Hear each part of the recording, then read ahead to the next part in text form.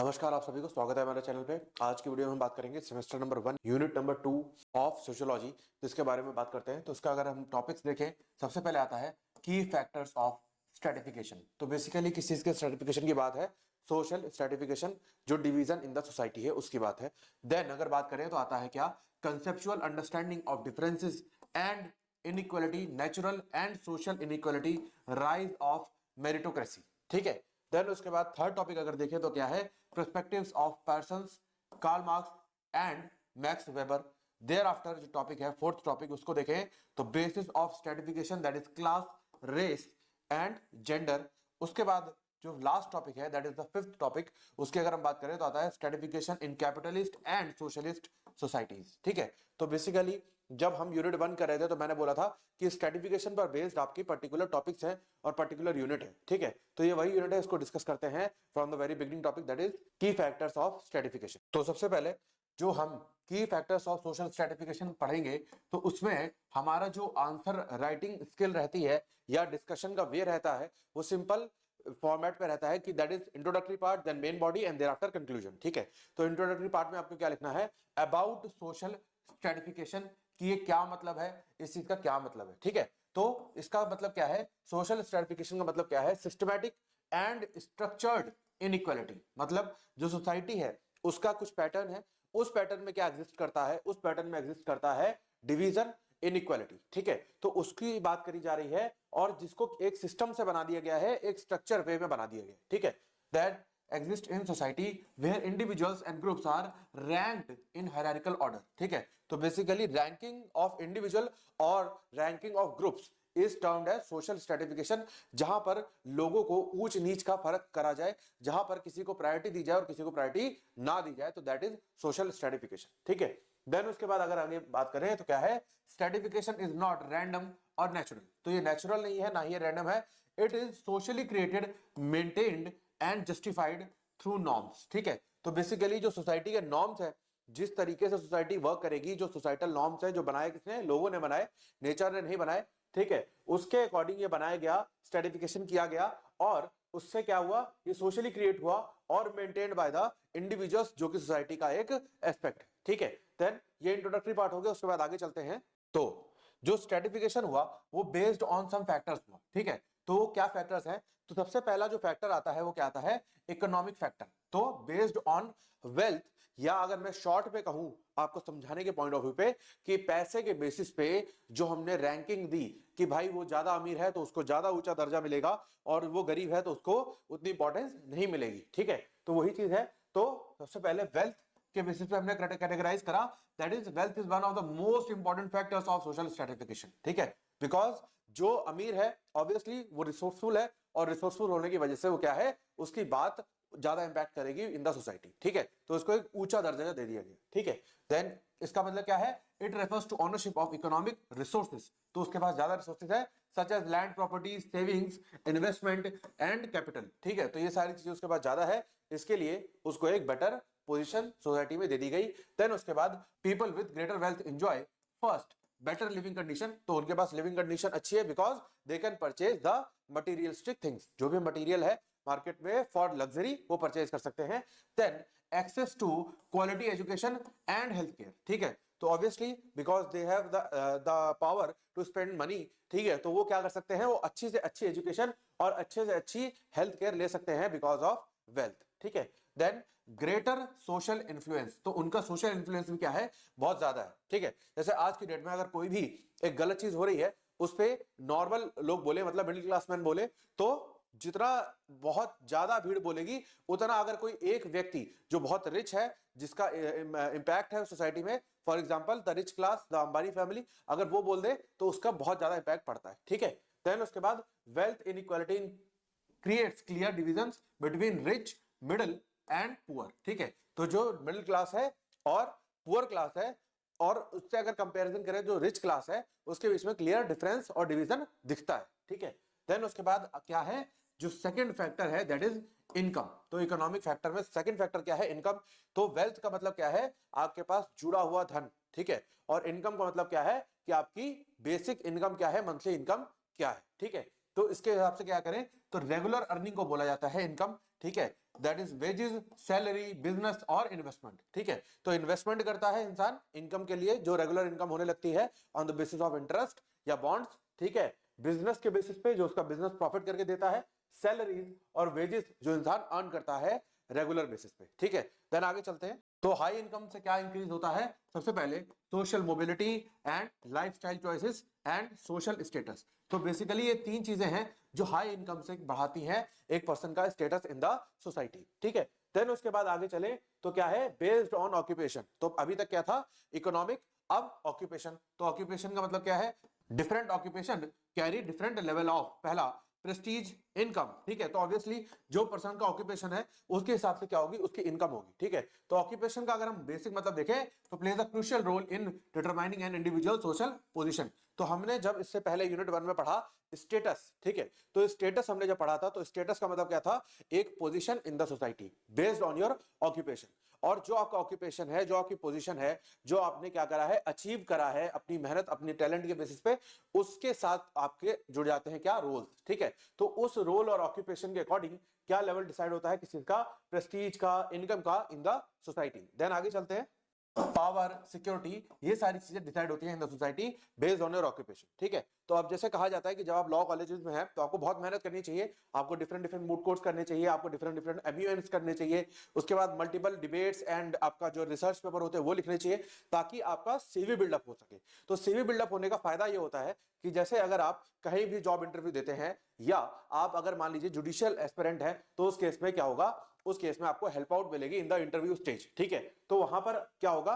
वहां पर ये देखा जाएगा कि आपके अंदर कितना टैलेंट है और उस टैलेंट के बेसिस पे आपको क्या मिलेगी? आपकी इनकम होगी, उस टैलेंट के बेसिस पे आपको सोशल पोजीशन, सोशल स्टेटस मिलेगा। ठीक है, देन उसके बाद आगे चलते हैं तो क्या है?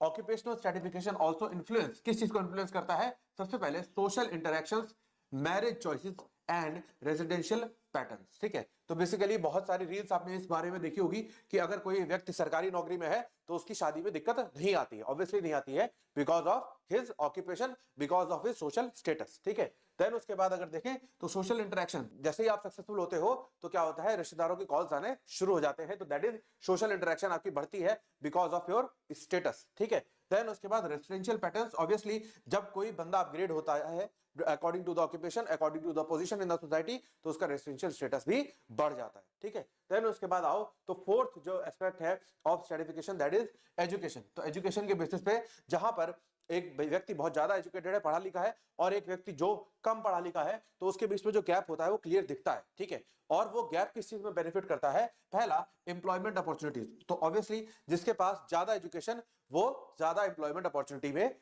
उसके पास ऑप्शंस। ठीक है, तो अब जब हम लोग ने 10th क्रॉस किया था तो हमारे पास एक ऑप्शन था कि हम कोई भी सब्जेक्ट चूज करते हैं, लाइक साइंस, कॉमर्स और आर्ट्स। ठीक है, तो बेसिकली जो साइंस वाला व्यक्ति होता है सबसे ज्यादा मेहनत करता है, ऐसा कहा जाता है, और इसीलिए जो साइंस स्ट्रीम से करा हुआ होता है उसके पास ऑप्शन होता है कि आफ्टर परसुइंग 12th वो किसी भी फील्ड में जा सकता है, लाइक साइंस वाली फील्ड में तो वो रहेगा ही, प्लस वो कॉमर्स की फील्ड में भी जा सकता है, एज वेल एज आर्ट्स की फील्ड में भी जा सकता है। ठीक है, तो इसलिए जो एजुकेशन है वो डिसाइड करती है कि जितनी हायर एजुकेशन उतनी ही ज्यादा एम्प्लॉयमेंट अपॉर्चुनिटीज, उतने ही ज्यादा आपके पास ऑप्शंस। ठीक है, देन आगे चलते हैं। और एजुकेशन से क्या डिसाइड होता है? Income level and social mobility and awareness and decision making ability. ठीक है, तो ऑब्वियसली जब आप पढ़ते हो तो उससे आपका दिमाग क्या होता है? दिमाग खुलता है, बोलते हैं ना दिमाग खुलता है, और दिमाग खुलने से क्या होता है? आप बेटर डिसीजंस ले सकते हो और अपग्रेड कर सकते हो अपने आप को। ठीक है, देन उसके बाद आगे चलते हैं तो उसके बाद आता है क्या? Power and authority. तो पावर एंड अथॉरिटी का मतलब क्या है? जहां पर डिवीजन जो है, स्ट्रेटिफिकेशन जो हुआ है based on power and position of the person as well as authority held by that person. ठीक है, उसके अकॉर्डिंग जब डिफरेंशिएशन हुआ है, जब डिवीजन हुआ है, तो उसको डिस्कस कर लेते हैं। ठीक है, power refers to the ability to influence और control the behaviour of others. ठीक है, तो पावर का मतलब क्या है? किस तरीके से एक व्यक्ति दूसरे के बिहेवियर को या अपने इन्फ्लुएंस को इस तरीके से कर सकता है कि दूसरे का बिहेवियर को वो अफेक्ट कर सके, पॉजिटिव और नेगेटिव वे में। ठीक है, देन उसके बाद आगे चलते हैं तो authority is the power that is institutionally recognised and legitimised. ठीक है, तो बेसिकली अथॉरिटी का मतलब क्या है कि अगर एक व्यक्ति है, सपोज दैट एग्जांपल से समझाता हूं आपको कि एक व्यक्ति है ए, जो क्या है? जो मान लो क्रिमिनल है। ठीक है, ही इज अ क्रिमिनल, और इसके पास इतनी पावर है कि किसी भी व्यक्ति को, मान लो बी को, हफ्ता वसूली के लिए इन्फ्लुएंस कर सकता है, उसके बिहेवियर को चेंज कर सकता है, ठीक है। एज वेल एज एक ग्रुप को मान लो ये कर सकता है, सी डी ई एफ सबको ये जो है इन्फ्लुएंस कर सकता है कि भाई आप मुझे हफ्ता दोगे, तो that is the example of power, ठीक है। तो ये सिर्फ पावर का एग्जाम्पल है जहां पर इसके पास इतनी ताकत है कि ये लोगों को डरा करके हफ्ता वसूली कर सकता है, ठीक है। अब अगर हम इसको क्या कहें कि जैसे बोलते हैं ना कि गुंडे और लाइसेंस वाले गुंडे, ठीक है, तो वही फर्क है कि ये गुंडा है। अब लाइसेंस वाला गुंडे का मतलब क्या है, a person who is authorised, मतलब recognised as well as legitimised हो, मतलब जिसको लॉ ने रिकॉग्नाइज करा है, जिसको लॉ ने बोला है कि भाई तुम्हारे पास ये पावर है। अब सपोज दैट ये डीएम साहब है, डिस्ट्रिक्ट मजिस्ट्रेट साहब, ठीक है। अब उसके पास ये पावर है कि इस बंदे को भी ये कंट्रोल कर सकता है, ठीक है। साथ ही साथ आप पुलिस इन्फोर्समेंट के थ्रू ये जो हफ्ता वसूली हो रही है उसको भी बंद करा सकता है। तो that is the example of authority and power, ठीक है। और ये क्या है, अगर क्रिमिनल की बात करें तो सिर्फ एग्जांपल ऑफ पावर, ठीक है। देन उसके बाद आगे चलते हैं तो क्या आता है कि those who occupy position of power, political leaders, bureaucrats, corporate heads enjoy, किस चीज का एंजॉयमेंट मिलता है उनको, decision making authority, because they are the representatives of the nation, ठीक है। तो इसलिए उनके पास डिसीजन मेकिंग की पूरी अथॉरिटी है। Then control over resources and higher social prestige, ठीक है। तो ऑब्वियसली उनकी सोशल प्रेस्टीज बढ़ जाती है, तो इसीलिए जब भी कोई भी स्पीच होती है, कोई भी पब्लिक इवेंट होता है तो वहां पे बहुत ज्यादा भीड़ होती है, ठीक है। Plus control over the resources होता है, किसको कितने फंड्स एलोकेट करने हैं वो भी वही डिसाइड करते हैं। एंड डिसीजन मेकिंग अथॉरिटी भी वही है कि अगर वो चाहे तो लॉ इंप्लीमेंट करें, नहीं चाहे तो वो नहीं करेंगे, ठीक है। देन उसके बाद आगे चलते हैं तो आता है प्रेस्टीज एंड सोशल ऑनर, जिसके बेसिस पे क्या होता है, स्ट्रेटिफिकेशन इन द सोसाइटी होता है, ठीक है। तो प्रेस्टीज का मतलब क्या है, respect, recognition and social honour according to the individuals और ग्रुप्स बाय द सोसाइटी, ठीक है। तो जो रिस्पेक्ट, जो रिकॉग्निशन, जो बोलते हैं ना कि जैसे एक विलेज है मान लो, और उस विलेज में सिर्फ एक डॉक्टर है, ठीक है, तो सिर्फ एक डॉक्टर है, तो उसकी क्या होगी, उसकी बहुत ज्यादा क्या होगी, रिस्पेक्ट होगी, बहुत ज्यादा ऑनर दिया जाएगा, उसको बहुत ज्यादा रिकॉग्नाइज किया जाएगा कि जहां पर वो कुछ बोलेगा तो उसका बहुत इंफ्लुएंस होगा, ठीक है। तो ये क्या है, ये प्रेस्टीज एंड सोशल ऑनर है, ठीक है। देन आगे चलते हैं तो ये जनरली किसके पास होता है, religious leaders, scholars and artist, तो इनके पास ये सब चीजें होती हैं, मतलब सोशल ऑनर एंड प्रेस्टीज होती है। देन उसके बाद आओ तो जो स्ट्रेटिफिकेशन हुआ है वो किसके बेस पे हुआ है, वो कास्ट के बेसिस पे हुआ है। तो इसके बारे में हम कॉन्स्टिट्यूशन में बहुत बार डिस्कस किया, आप लोगों ने अब तक पढ़ा भी होगा बहुत बार कॉन्स्टिट्यूशन का, ठीक है, जिसमें क्या है, caste is the rigid and hereditary system of stratification particularly associated with traditional Indian society, ठीक है। तो division of society in different word, that is Brahmin, Kshatriya, Vysya and शूद्र, ठीक है। तो ये बेसिकली क्या है, ये डिवीजन ऑफ सोसाइटी है, मतलब स्ट्रेटिफिकेशन ऑफ द सोसाइटी है, ठीक है। तो ये बहुत पुराना है और ये चलता आ रहा है आज तक, ठीक है। देन की फीचर्स अगर देखें क्या है, सबसे पहले स्टेटस डिटरमाइंड बाय बर्थ, ठीक है। तो हमने दो चीजें पढ़ी थी स्टेटस में, एक था एस्क्राइब्ड और एक था अचीव्ड, ठीक है। तो एस्क्राइब्ड में क्या था कि जहां पर आपका कंट्रोल नहीं है उस स्टेटस को अचीव करने में, ठीक है, तो वो क्या था, बाय बर्थ। तो ये चीज क्या होती है, बाय बर्थ मिल जाती है। And then endogamy, that is marriage within the caste, ये प्रेफर करी जाती है, ठीक है। तो इसको एलिमिनेट करने के लिए जो है डिफरेंट डिफरेंट स्कीम्स लगाई गई थी ताकि इंटरकास्ट मैरिजेस जो करना चाहते हैं उनके ऑनर किलिंग को रोका जा सके। लता सिंह का केस है, ध्यान रखोगे आप लोग। देन उसके बाद ऑक्यूपेशनल स्पेशलाइजेशन, ठीक है। तो ऑक्यूपेशन के स्पेशलाइज्ड माने जाते थे वो व्यक्ति, जैसे ब्राह्मण का काम क्या होता था, लोगों को ज्ञान देने का, ठीक है। क्षत्रिय का काम क्या होता था, लोगों की रक्षा करना, ठीक है। तो उनके जो ऑक्यूपेशन है उस पे वो स्पेशलाइज्ड माने जाते थे कि मतलब वही काम वो व्यक्ति कर सकता है। एंड देन सोशल रिस्ट्रिक्शंस, तो हर व्यक्ति की अपनी एक सोशल रिस्ट्रिक्शंस होती थी, ठीक है। देन उसके बाद आगे चलते हैं तो बेसिकली देखें तो caste creates closed social groups within limited mobility leading to long term inequality, ठीक है। तो बेसिकली क्लोज्ड सोशल ग्रुप्स है, जैसे ब्राह्मण, क्षत्रिय, वैश्य, शूद्र, ठीक है। तो ये क्या है, ब्राह्मण लोग एक साथ रहे, क्षत्रिय लोग एक साथ रहे, वैश्य, शूद्र, तो इस तरीके से रहे, तो जिसकी वजह से क्या हुआ, लॉन्ग टर्म इनइक्वालिटी इनको फेस करनी पड़ी, ठीक है। देन उसके बाद आगे चलते हैं कि कॉन्स्टिट्यूशन सेफगार्ड्स तो अब आ चुके हैं आफ्टर 1947। क्या हुआ था जब कॉन्स्टिट्यूशन इन्फोर्स हो गया था इन 1950, तब क्या हुआ कि डिफरेंट डिफरेंट सेफगार्ड्स तो आ गए, डिफरेंट डिफरेंट प्रोविजंस आ गए जिससे इन लोगों को अपलिफ्ट कराया जा सके। पर फिर भी जो अभी भी इन्फ्लुएंस है वो किसका है, social relations, political mobilization and economic opportunity की अभी भी इनको कमी है, ठीक है। देन उसके बाद आगे चलते हैं क्या, क्लास, ठीक है। तो कास्ट के बाद आता है क्या, क्लास। अब क्लास किस पे डिपेंडेंट होती है, इकोनॉमिक फैक्टर्स में such as income, occupation and property, तो ये हम डिस्कस कर ही चुके हैं। तो क्लास बेसिकली क्या अलाउ करती है, सोशल मोबिलिटी, मतलब क्लास इंसान की बदलती रहती है depending on the situation, depending on the income, depending on the property he held and the occupation as well as the income, ठीक है। देन उसके बाद देखें तो बाउंड्रीज आर लेस रिजिड, तो क्लास की जो बाउंड्रीज होती है वो लेस रिजिड होती है, मतलब उतनी ज्यादा रिजिड नहीं है, फ्लेक्सिबल है, मतलब एक रिच क्लास का पर्सन पुअर क्लास के साथ भी बैठता है, ठीक है। देन उसके बाद आगे चलते हैं, status can change over time, ठीक है। तो हो सकता है कि आज जो गरीब है वो कल क्या हो जाए, अमीर हो जाए, ठीक है। देन उसके बाद आगे चलते हैं तो आता है क्या, 9th point of social stratification that is based on gender, gender inequality, जिसके लिए हमने पढ़ा था आर्टिकल नंबर 14, 15 एंड 16, ठीक है। तो अभी आपके सिलेबस में कॉन्स्टिट्यूशन तो नहीं है, पर जब आप यूनिट सेमेस्टर नंबर 2 में आओगे तब आपको समझ में आएगा कि कॉन्स्टिट्यूशन प्रोविजंस क्या है, फिर आपके कॉन्स्टिट्यूशन प्रोविजंस ऐड ऑन हो जाएंगे फ्रॉम सेमेस्टर नंबर 2 एंड 3, ठीक है। तो आपको समझ में आएगा।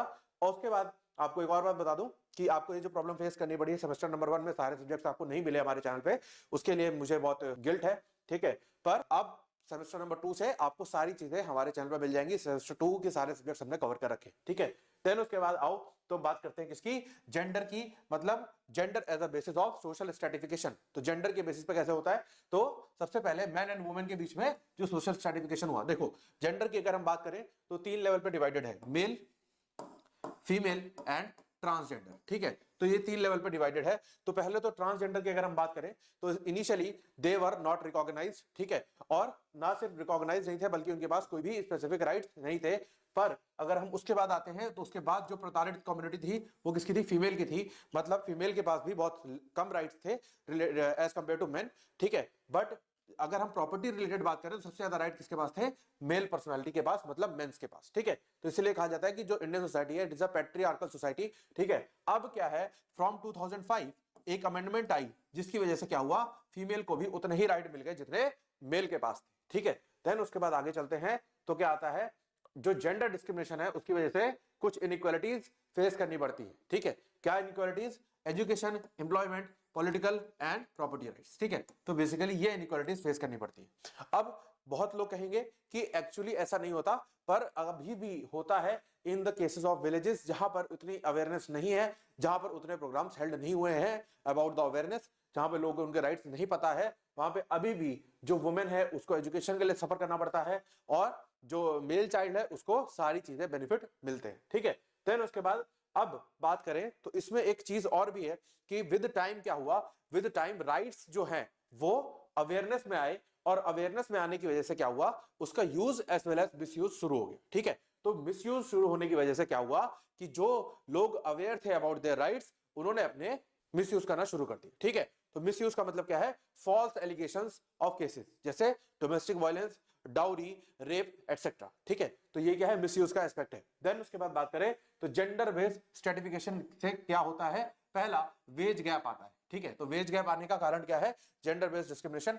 देन ऑक्यूपेशनल सेग्रीगेशन होता है, ठीक है, मतलब ऑक्यूपेशन के बीच में डिवीजन। देन उसके बाद बात करें तो अनइक्वल डोमेस्टिक रिस्पॉन्सिबिलिटीज होती है, मतलब कि जो डोमेस्टिक रिस्पॉन्सिबिलिटीज होनी चाहिए इक्वल लेवल पे वो अनइक्वली डिवाइड होती है, मतलब मे बी अनफेयर, ठीक है। देन आगे चलते हैं, उसके बाद आता है क्या, रेस एंड एथनिसिटी। इसको देखते हैं तो रेस का मतलब क्या है कि कोई फिजिकल अपीयरेंस है, कोई ऐसी चीज है जिसपे एक व्यक्ति का कंट्रोल नहीं है, ठीक है, तो उस पे आप किसी व्यक्ति को डिस्क्रिमिनेट कर दो, ठीक है।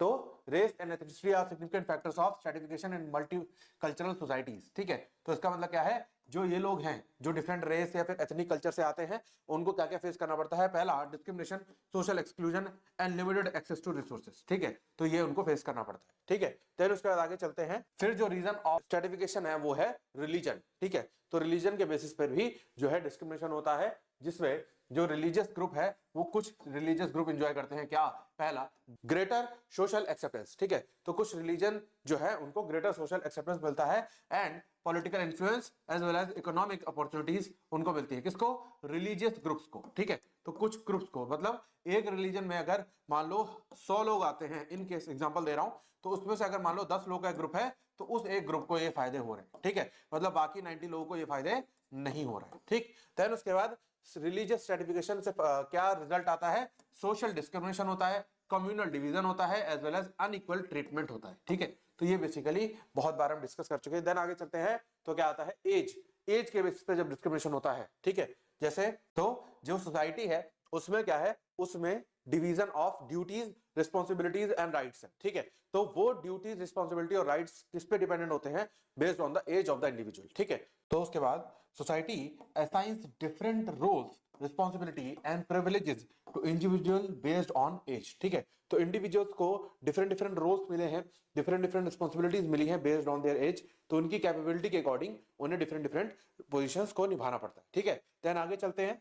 तो एग्जांपल ऑफ एजेस हैं, that is children being dependent. तो चिल्ड्रन क्या होते हैं? Always dependent on the parents या गार्जियंस। देन उसके बाद एडल्ट होल्डिंग इकोनॉमिक पावर, ठीक है। तो एडल्ट्स के पास क्या है? इकोनॉमिक पावर है, मतलब economic decision related to the families वो ले सकते हैं।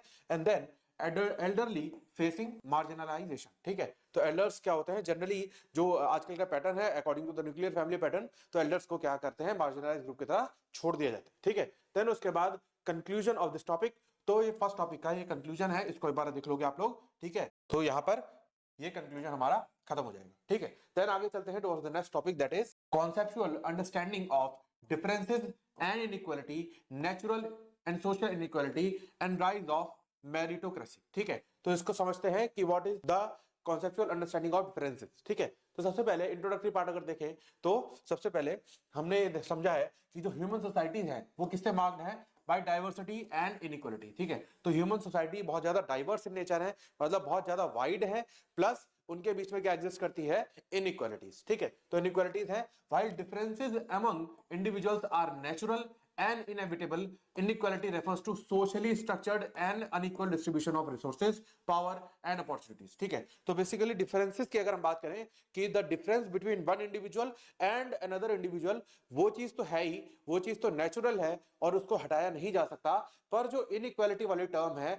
उस डिफरेंसेस के बेसिस पर वो चीज क्या है? वो सोसाइटी में स्ट्रक्चर्ड है और सोसाइटी के नॉर्म्स के अकॉर्डिंग बनी है और लोगों ने बनाई है, ठीक है। देन उसके बाद देखते हैं तो क्या है? Sociology makes a clear distinction between mayor differences and institutionalised inequalities, ठीक है। तो सिर्फ डिफरेंसेस है, जैसे मेल और फीमेल में जो डिफरेंसेस है वो क्या है? वो नेचुरल है, ठीक है, वो नेचुरल है, पर इन दोनों के बीच में जो इनइक्वालिटीज हैं वो कैसे हैं? इंस्टीट्यूशन के बेसिस पर, ठीक है। तो इंस्टीट्यूशन मतलब जो हमने समझा था कि जैसे family is a society institution, ठीक है। तो फैमिली के बेसिस पे क्या है? पैट्रियार्कल पैटर्न है, जिसकी वजह से इन दोनों के बीच में क्या है? इनइक्वालिटीज, ठीक है। तो ये इससे समझ में आता है। देन उसके बाद आगे चलते हैं तो क्या है? The idea of meritocracy has emerged as a dominant principle to explain and legitimize inequality, ठीक है। तो जो इनइक्वालिटी है इन द सोसाइटी उसको एक्सप्लेन करने के लिए और उसको लीगलाइज, लेजिटिमाइज करने के लिए कि वो सही है, इसलिए एक प्रिंसिपल है या आइडिया है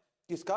मेरिटोक्रेसी, ठीक है। देन आगे चलते हैं तो कंसेप्ट ऑफ डिफरेंसेस अगर समझें तो मीनिंग हम बहुत बार डिस्कस कर चुके हैं कि डिफरेंसेस मतलब जो वेरिएशंस है, जो इंडिविजुअल में वेरिएशंस हैं या जो ग्रुप्स में वेरिएशंस हैं उसकी बात हो रही है, ठीक है। Based on biological, physiological, cultural और सोशल कैरेक्टरिस्टिक्स, ठीक है। तो जो उनका नेचुरल ट्रेट्स है उसके अकॉर्डिंग जो भी डिफरेंसेस हैं उसकी बात हो रही है। And then these differences are a normal feature of human society, ठीक है। तो ये नॉर्मल सी बात है, बिकॉज इट इज नेचुरल, तो इसमें किसी का जोर नहीं है और ये नॉर्मल है, इसलिए ये normal feature of the human society इसको माना जाता है, ठीक है।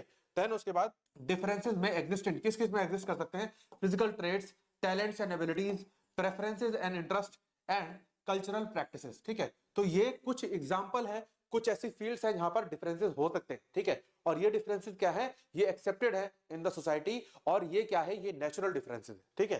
देन उसके बाद नेचर ऑफ डिफरेंसेस अगर देखें क्या है तो सबसे पहले universal, present in all societies, ठीक है। तो जो डिफरेंसेस हैं वो सब में प्रेजेंट है, पर इनइक्वालिटी सब में प्रेजेंट हो ऐसा जरूरी नहीं है, ठीक है। तो बेसिकली अगर मैं कहूं तो इनइक्वालिटी का फाउंडेशन, इनइक्वालिटी का रीजन क्या है? डिफरेंसेस, ठीक है। देन आगे चलते हैं। Value neutral as they do not imply superiority और इंफीरियरिटी, ठीक है। जो न्यूट्रल होते हैं ना ही वो सुपीरियरिटी को रिकॉग्नाइज करते हैं ना ही इंफीरियरिटी को, ठीक है। देन उसके बाद कॉम्प्लीमेंट्री का मतलब क्या है? कंट्रीब्यूटिंग टू सोशल कोऑपरेशन, ठीक है। तो complementary means the contribution towards social cooperation of the individuals, तो जो इंडिविजुअल है एक दूसरे के बीच में सोशली कोऑपरेट करते हैं। देन उसके बाद सोशियोलॉजिकल सिग्निफिकेंस अगर देखें क्या है? Differences become sociological issue only when society attaches unequal value to them, ठीक है। तो जहां पर डिफरेंसेस क्या होगा? Differences is equals to inequality, ठीक है। तो वहां पर क्या होगा? वहां पर प्रॉब्लम आएगी और वो बनेगा क्या, सोशियोलॉजिकल इशू। ठीक है, देन उसके बाद आगे चलते हैं तो क्या आता है, कंसेप्ट ऑफ इनइक्वालिटी को अगर समझें तो ये हमने समझा पहले कंसेप्ट ऑफ डिफरेंसेस को, अब कंसेप्ट ऑफ इनइक्वालिटी। तो कंसेप्ट ऑफ इनइक्वालिटी सिंपल सा इतना है कि बेस्ड ऑन द डिफरेंसेस, जो नेचुरल डिफरेंसेस हैं उनको आपने बनाया क्या, अपनी ढाल, और ढाल बना करके क्या करा, उनमें unequal distribution of opportunities, unequal distribution of resources, unequal distribution of access to material resources and unequal distribution of access to social opportunities, power and status कर दिया। ठीक है, तो उसकी वजह से क्या हुआ, वो बन गई सोशियोलॉजिकल इश्यूज। ठीक है, देन आगे चलते हैं। तो इनइक्वालिटी इज क्या है, पहला structured and pattern bye the individuals, bye individuals कहूं या फिर कहूं तो सोशियोलॉजिकल इंस्टीट्यूशन। देन उसके बाद persistent across generations, तो ये क्या है, बाय बर्थ हो जाता है, and supported by social norms, institutions and ideologies. ठीक है, तो इसको सपोर्ट मिलता है, ऐसा नहीं है कि इसका सिर्फ विरोध होता है।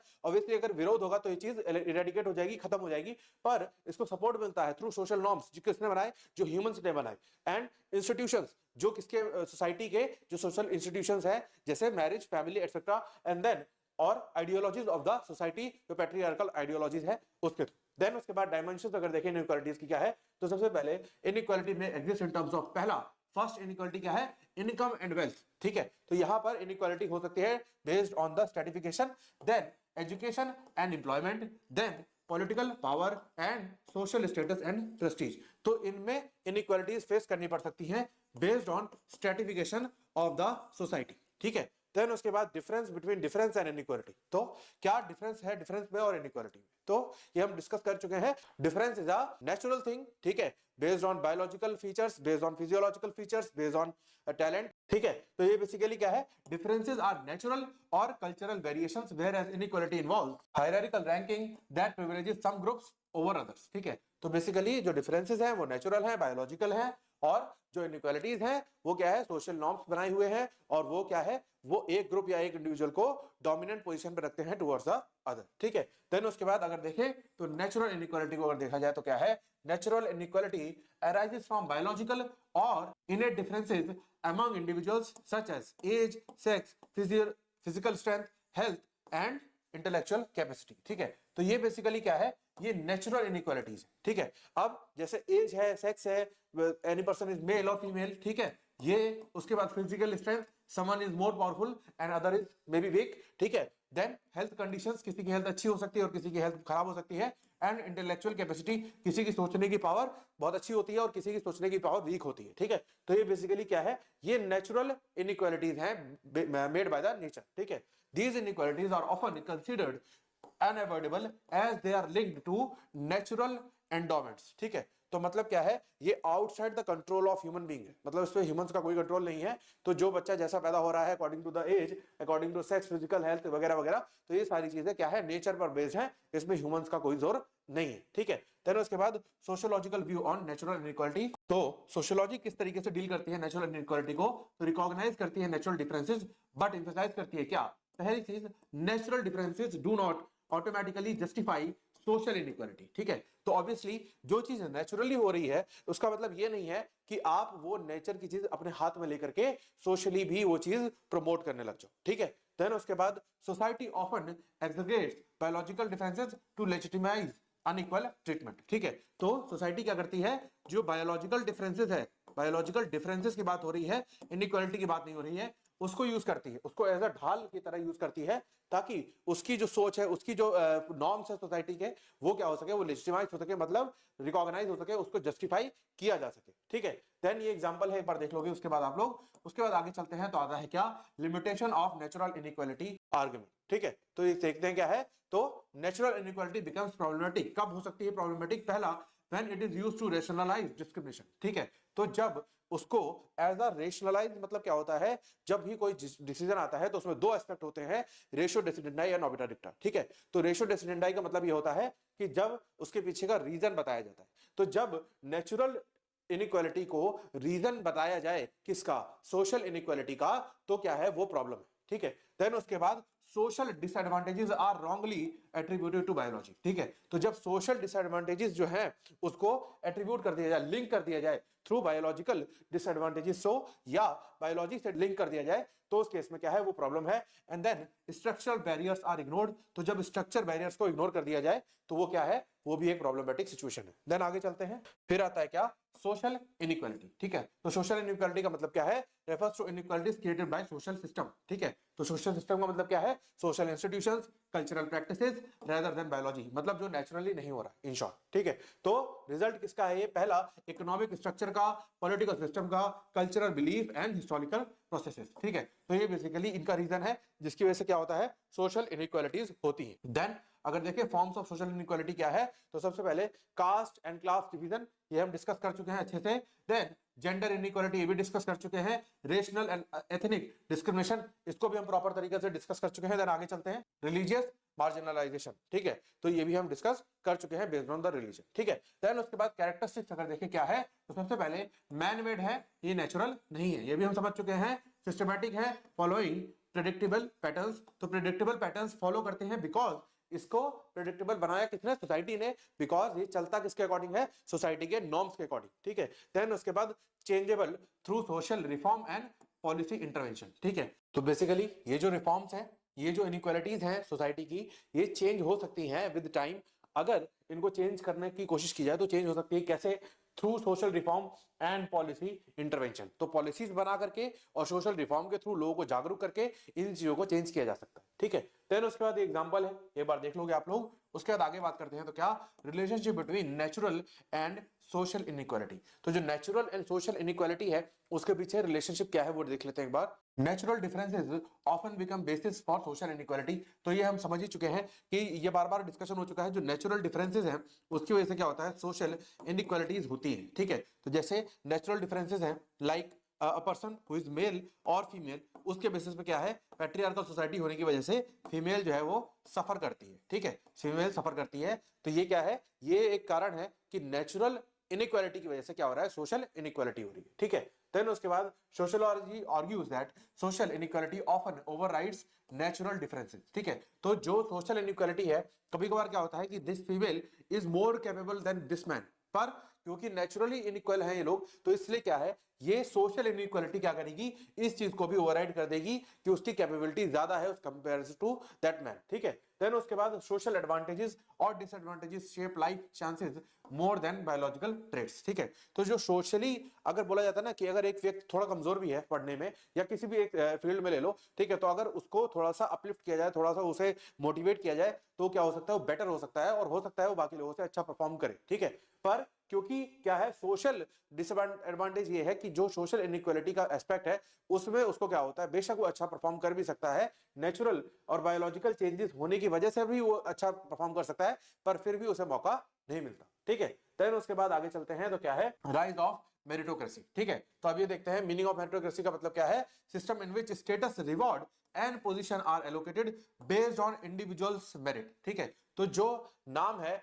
मेरिटोक्रेसी, ठीक है, तो इसको अगर देखें तो मेरिट एंड क्रेसी, ठीक है, इस तरीके से इसको डिवाइड किया जा सकता है for understanding point of view. ठीक है, तो बेस्ड ऑन द मेरिट, जो भी एक पर्सन की क्या है, पोजीशन है, रिवॉर्ड्स है, स्टेटस है in the society, based on the merits of that person, that is the concept of meritocracy. ठीक है, अब मेरिटोक्रेसी की एग्जांपल अगर देखें तो क्या है, talent, ability, education, effort and achievement. ठीक है, तो ये बेसिकली क्या है, depends on the merit of the person. ठीक है, देन उसके बाद ये किस तरीके से इमर्ज हुआ ये concept, it emerge with the decline of traditional system like caste and aristocracy and gained prominence in modern industrial societies. ठीक है, तो बेसिकली जब कास्ट और एरिस्टोक्रेसी वाला जो एरा था उससे जब अपलिफ्ट करना चाहा लोगों ने फ्रस्ट्रेट होकर के, तब ये कंसेप्ट आया कि भाई जो टैलेंटेड है, जिसकी मेरिट है, उसको अपलिफ्ट होने दो। ठीक है, देन उसके बाद बात करें तो क्या है, factors leading to rise of meritocracy. क्या फैक्टर्स है, पहला इंडस्ट्रियलाइजेशन एंड कैपिटलिज्म। ठीक है, तो जैसे जैसे इंडस्ट्रियलाइजेशन हुआ, और कैपिटलिज्म मतलब क्या, जैसे जैसे प्राइवेट लोगों के हाथ में लैंड आया या फिर कहूं तो कैपिटल आया, तो उस बेसिस पे क्या हुआ, उस बेसिस पे हुआ कि जो बंदा टैलेंटेड है, जो बंदा मेरिट होल्ड करता है, उस बंदे को अपॉर्चुनिटी मिलेगी। ठीक है, देन एक्सपेंशन ऑफ एजुकेशन, तो एजुकेशन जैसे जैसे बढ़ी, जैसे जैसे लोग एजुकेट होना शुरू हुए, वैसे वैसे क्या हुआ, कास्ट सिस्टम से हट करके क्या हो गया, मेरिट बेस्ड सिस्टम हो गया, ठीक है। देन उसके बाद एम्फोसिस ऑन इंडिविजुअल अचीवमेंट, तो इंडिविजुअल ने क्या अचीव किया, ना कि उसकी फैमिली ने, जैसे उसके दादा परदादा ने क्या अचीव करा, उससे बेटर है कि उस व्यक्ति ने उसकी पर्सनल अचीवमेंट क्या है वो चीज देखी गई, तो उसके बेसिस पे क्या हुआ, उसको काम मिला, उसको अपॉर्चुनिटी मिली। Then democratic ideals of equality of opportunity, तो जो डेमोक्रेटिक आइडियल्स है जो बात करता है किसकी, हर व्यक्ति की बात करता है, ना कि उसकी कास्ट की, ना ही उसके सोशल स्टेटस की, तो उसके बेसिस पे उसको इक्वालिटी ऑफ अपॉर्चुनिटी मिली, ठीक है। देन आगे चलते हैं, meritocracy as a justification of inequality, तो किस तरीके से इसको इनइक्वालिटी को जस्टिफाई करने के लिए यूज किया जाता है, justified through the grounds that, पहला, वर्क हार्डर और perform better deserve higher rewards, ठीक है। तो जो वर्क करेगा, जो अच्छा वर्क करेगा और वो जो परफॉर्मेंस अच्छी देगा उसको क्या मिलेगा, उसको हायर रिवॉर्ड्स मिलेंगे as compare to other persons, ठीक है। तो जैसे मान लो एक फैक्ट्री में 10 लोग हैं, अब 10 में से मान लो 2 बहुत अच्छा वर्क करते हैं और अच्छा अचीवमेंट देते हैं, यानी कि अच्छा रिजल्ट देते हैं, तो उसको क्या मिलेगा, उसको बेटर अपॉर्चुनिटी और बेटर रिवॉर्ड्स और हायर रिवॉर्ड्स मिलेंगे एज कंपेयर टू अदर्स, मतलब इन 8 लोगों को कम रिवॉर्ड्स मिलेंगे, ठीक है। इससे क्या होगा, मार्केट में कंपटीशन की भावना है, ठीक है। देन उसके बाद success is seen as a result of personal effort rather than birth, ठीक है। तो सक्सेस क्या है, पर्सनल एफर्ट है, मतलब एक व्यक्ति कितना एफर्ट लगा रहा है अपने सक्सेस के पीछे, उसके अकॉर्डिंग सक्सेस मिलेगा, ना कि उसकी बर्थ के अकॉर्डिंग। पर इसमें ग्लिच क्या है, इसमें चीज ऐसी है कि भाई एक व्यक्ति है, मान लो एक पर्सन है जो कहां पैदा हुआ, वो मान लो रिच फैमिली में बर्थ होता है उसका, ठीक है। अब उसको क्या हुआ, उसको दुनिया भर की अपॉर्चुनिटीज थी, हमने जब ये पढ़ा कि जब हम पढ़ रहे थे कि बेस्ड ऑन द इनइक्वालिटीज, जो एक इकोनॉमिक फैक्टर था उसमें जो रिच क्लास थी उसके पास better education, better health care, ठीक है। तो वहां पर क्या है, इसकी एजुकेशन क्या होगी, ऑब्वियसली हायर हो जाएगी, ठीक है, और इसकी जो एफिशिएंसी होगी वो क्या होगी, बेटर होगी ओवर द अदर्स, ऑब्वियसली, ठीक है। वहीं पे एक पर्सन है बी जो मिडिल क्लास का है, ठीक है, मिडिल क्लास का होने के बाद उसको क्या है, उसको ऐसी अपॉर्चुनिटी नहीं मिली पढ़ने की, ठीक है, उसके ऊपर कुछ बोझ थे बचपन से ही, तो उसको बोझ के बेसिस पे ऐसी एजुकेशन नहीं मिली, लाइक इसने गवर्नमेंट स्कूल से पढ़ाई करी और इसने प्राइवेट एजुकेशन ली, ठीक है। देन उसके बाद इसने जो पढ़ाई करी वो सेल्फ स्टडी के बेसिस पे करी और इसने टीचर्स का गाइडेंस लिया, ठीक है। तो टीचर्स के गाइडेंस के बेसिस पे इसके एजुकेशन पे एक बेटर एज मिल गया और इसकी एजुकेशन नॉर्मल लेवल की है गई, ठीक है। तो अब ऐसी एजुकेशन के बेसिस पे अगर हम देखें तो वर्क हार्ड किसका होगा, परफॉर्म कौन बेटर करेगा, ऑब्वियसली वो पर्सन जिसने बेटर एजुकेशन क्लेम करी है, या फिर यानी कि रिच क्लास वाला, ठीक है। तो यहां पर क्या है, ये इनइक्वालिटी इस तरीके से जस्टिफाई हो रही है, ठीक है। फिर उसके बाद आगे चलते हैं, तो क्या है, thus inequality is viewed as fair and legitimate, ठीक है। देन आगे चलते हैं, तो क्या है, क्रिटिक ऑफ मेरिटोक्रेसी क्या कहते हैं, पहला अनइक्वल स्टार्टिंग पॉइंट्स, वही जो मैंने अभी डिस्कस किया, रिच एंड पुअर वाला, ठीक है। स्ट्रक्चरल डिसएडवांटेज, तो कहीं मान लो जैसे मूवी में दिखाया गया है, जो 12th फेल मूवी है उसमें दिखाया गया है कि एक व्यक्ति है जो चंबल विलेज से बिलोंग करता है, उसकी एजुकेशन बहुत वहां पे खराब है लेवल का, तो वो तो बाई चांस एक व्यक्ति को 100 में से अगर एक व्यक्ति को मोटिवेशन मिल गया तो उसने क्या क्लियर कर लिया, उसने आईपीएस का एग्जाम क्लियर कर लिया, ठीक है, उसने आईपीएस का एग्जाम क्लियर कर लिया। पर जो एक्चुअल स्ट्रक्चरल डिसएडवांटेज है, जो 99 लोग सफर कर रहे हैं उसकी वजह से, उस पर किसी ने ध्यान नहीं दिया, ठीक है। देन उसके बाद आगे चलते हैं, सोशल एंड कल्चरल कैपिटल, ठीक है। तो ये क्या है, ये उसके क्रिटिक्स का कहना है। Then access to education and opportunities itself unequally distributed, ठीक है। तो बेसिकली कहने की बात यह है कि आप परफॉर्मेंस की और रिजल्ट की बात कर रहे हो, बल्कि आपको ये देखना चाहिए कि उस परफॉर्मेंस और उस रिजल्ट तक पहुंचने के लिए जो स्टेयर्स हैं, जो एजुकेशन का एक्सेस है, वो क्या है, वो खुद ही अनइक्वल है, तो कैसे आप एक लेवल पे लाओगे। देन उसके बाद मेरिटोक्रेसी एंड हिडन इनइक्वालिटी को देखें अगर, क्या है, मास्क एक्सिस्टिंग इनइक्वालिटीज, ठीक है। तो जो एग्जिस्टिंग इनइक्वालिटीज है उसके ऊपर एक मास्क है, मुखौटा है, कैसे, भाई बोलते हैं ना कि जिसको पढ़ना होता है वो कहीं भी पढ़ लेता है, ठीक है। तो जैसे आजकल बहुत रील्स भी वायरल हो रही है कि भाई शादी हो रही है, शादी के माहौल में पढ़ाई हो रही है, ठीक है। तो ऐसा नहीं होता, बल्कि क्या है, एक एटमोस्फेयर चाहिए होता है, एक पढ़ाई का एक माहौल चाहिए होता है, तो वो देना जरूरी है। तो मेरिटोक्रेसी से क्या हो रहा है कि एक लहर सी आ गई है कि भाई जिसको पढ़ना है वो कहीं भी पढ़ लेगा, और अब तो सारी चीजें आपकी मेरिट पे हैं, यानी कि आपके सारे टैलेंट पे है। पर ऐसा नहीं, ये क्या है, बेसिकली एक जिसको बोलते हैं ना डॉक्ट्रिन ऑफ एक्लिप्स, कि इस चीज को उसे ढक दिया, मतलब जो इनइक्वालिटी सोसाइटीज में है उसको ढक दिया बड़ी बड़ी बातों से, ठीक है। देन उसके बाद ब्लेम इंडिविजुअल्स फॉर फेलियर, तो जो फेलियर की कारण है वो इंडिविजुअल है, कि मतलब तुमने कम मेहनत करी, तुमने ऐसा किया इसलिए तुम्हारे साथ ये हो गया, अगर तुम अच्छे मेहनत करते ये करते वो करते, तो वो सारी चीजें क्या है कि उसने मेहनत कम क्यों करी, इस पर कोई ध्यान ही नहीं है, ठीक है। देन उसके बाद लेजिटिमाइज प्रिविलेज एज टैलेंट, ठीक है। तो जो प्रिविलेज है, जो मैंने अभी रिच एंड मिडिल क्लास का जो एग्जांपल शेयर किया, ठीक है, उसका क्या है कि जो रिच क्लास है उसको क्या है, प्रिविलेज है कि वो अच्छी एजुकेशन ले सकता है, अच्छे ट्यूटर से ट्रेनिंग ले सकता है, तो इसका क्या है, ये फायदा है उसको, जिसकी वजह से क्या है, उसको एक बेटर एज मिल रही है, एक बेटर पॉइंट मिल रहा है टू स्टार्ट। ठीक है, देन उसके बाद आगे चलते हैं। तो मेरिटोक्रेसी इन कंटेम्परेरी सोसाइटी को अगर देखें तो सबसे पहले modern society meritocracy operates through, पहला कैसे ऑपरेट करती है मेरिटोक्रेसी आज की डेट में, कॉम्पिटिटिव एग्जामिनेशन। ठीक है, तो जो एंट्रेंस टेस्ट होता है, जो एग्जामिनेशन फॉर जॉब्स होती है, उसके थ्रू ऑपरेट करती है, जहां पर बंदे को अपना टैलेंट दिखाना होता है, बंदे को अपनी एजुकेशन दिखानी होती है, बंदे को अपनी मेरिट्स दिखानी होती है। ठीक है, देन आगे चलते हैं। Then educational qualifications. ठीक है, तो एजुकेशनल क्वालिफिकेशंस कितना, कौन कितना ज्यादा एजुकेटेड है। अब देखो एक एग्जांपल ले लो कि एक पर्सन है और बी एक पर्सन है, दोनों ने क्या करा, दोनों ने एलएलबी करा। ठीक है, दोनों ने एलएलबी करने के बाद इनका क्या है, मान लो इसने बीए एलएलबी करा और इसने भी बीए एलएलबी करा। ठीक है, अब इसके बाद क्या है, ए जो पर्सन है वो कहां से आता है, वो रिच क्लास से आता है, रिच क्लास से आता है। ठीक है, उसको पैसा कमाने की टेंशन नहीं है। और बी एक पर्सन है जो कहां से आ रहा है, मिडिल क्लास से आ रहा है। ठीक है, अब क्या है, अब इसको एजुकेशन और चाहिए, तो इसने क्या कर लिया, इसने एलएलएम कर लिया। ठीक है, एलएलएम करने के बाद इसने पीएचडी परस्यू करना शुरू कर दिया। ठीक है, पर जो बी एक पर्सन है जिसको फैमिली रिस्पॉन्सिबिलिटीज भी उठानी है after completion of the graduation, तो उसने क्या करा, उसने कोर्ट जाना शुरू कर दिया। ठीक है, कोर्ट जाना शुरू कर दिया। अब उसकी एलएलएम और पीएचडी का अभी कोई सवाल नहीं होता। ठीक है, तो क्या है, जो एजुकेशनल क्वालिफिकेशन का डिफरेंस है वो बहुत ज्यादा बढ़ जाएगा बिटवीन ए एंड बी। ठीक है, देन उसके बाद प्रोफेशनल क्रेडेंशियल्स को अगर देखें तो क्या है कि जो प्रोफेशनल लेवल की एजुकेशन है वो भी किसकी ज्यादा होगी, ऑब्वियसली ए की, बिकॉज ऑफ द प्रिविलेज। ठीक है, देन उसके बाद while it promotes efficiency and mobility, it often coexist with, पहला क्लास इनइक्वालिटी, जो क्लास के बीच में इनइक्वालिटी है between rich class and poor class gender basis पे, then gender bias and caste based disadvantage. ठीक है, तो ये सारी चीजों की वजह से वो सफर करता रहता है व्यक्ति, बेशक उसकी सफरिंग किसी को दिखती नहीं है, बिकॉज ऑफ दिस फंडा कि आप जिस तरीके की मेरिट लाओगे आपको उस तरीके का रिजल्ट मिलेगा। ठीक है, देन उसके बाद the conclusion of this topic, तो इसी के साथ ये टॉपिक हमारा खत्म हो जाएगा, that is the second topic of the unit number 2। ठीक है, तो यहां पर आपका ये कंक्लूजन खत्म हो जाएगा। ठीक है, तो ये आप देख लोगे एक बार, उसके बाद आगे चलते हैं तो the next topic that is perspectives of Parsons Karl Marx and Max Weber. ठीक है,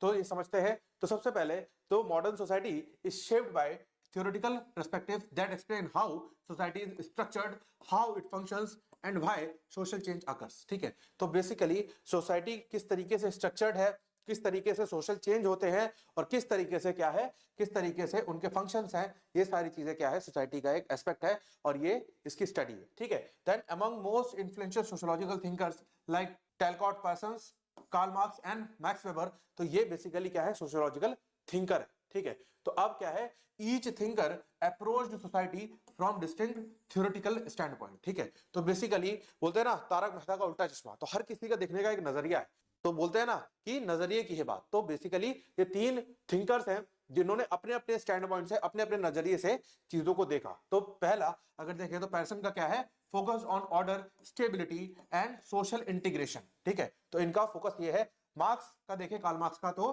conflict, inequality and economic power. उसके बाद मैक्स वेबर का अगर देखें तो focus on meaning, action and multiple sources of power. ठीक है, तो बेसिकली हर किसी का एक स्टैंड पॉइंट था, हर किसी का एक व्यू पॉइंट था और हर किसी ने एक एक एम्बिट में लेकर के रिसर्च को आगे बढ़ाया। ठीक है, देन आगे चलते हैं।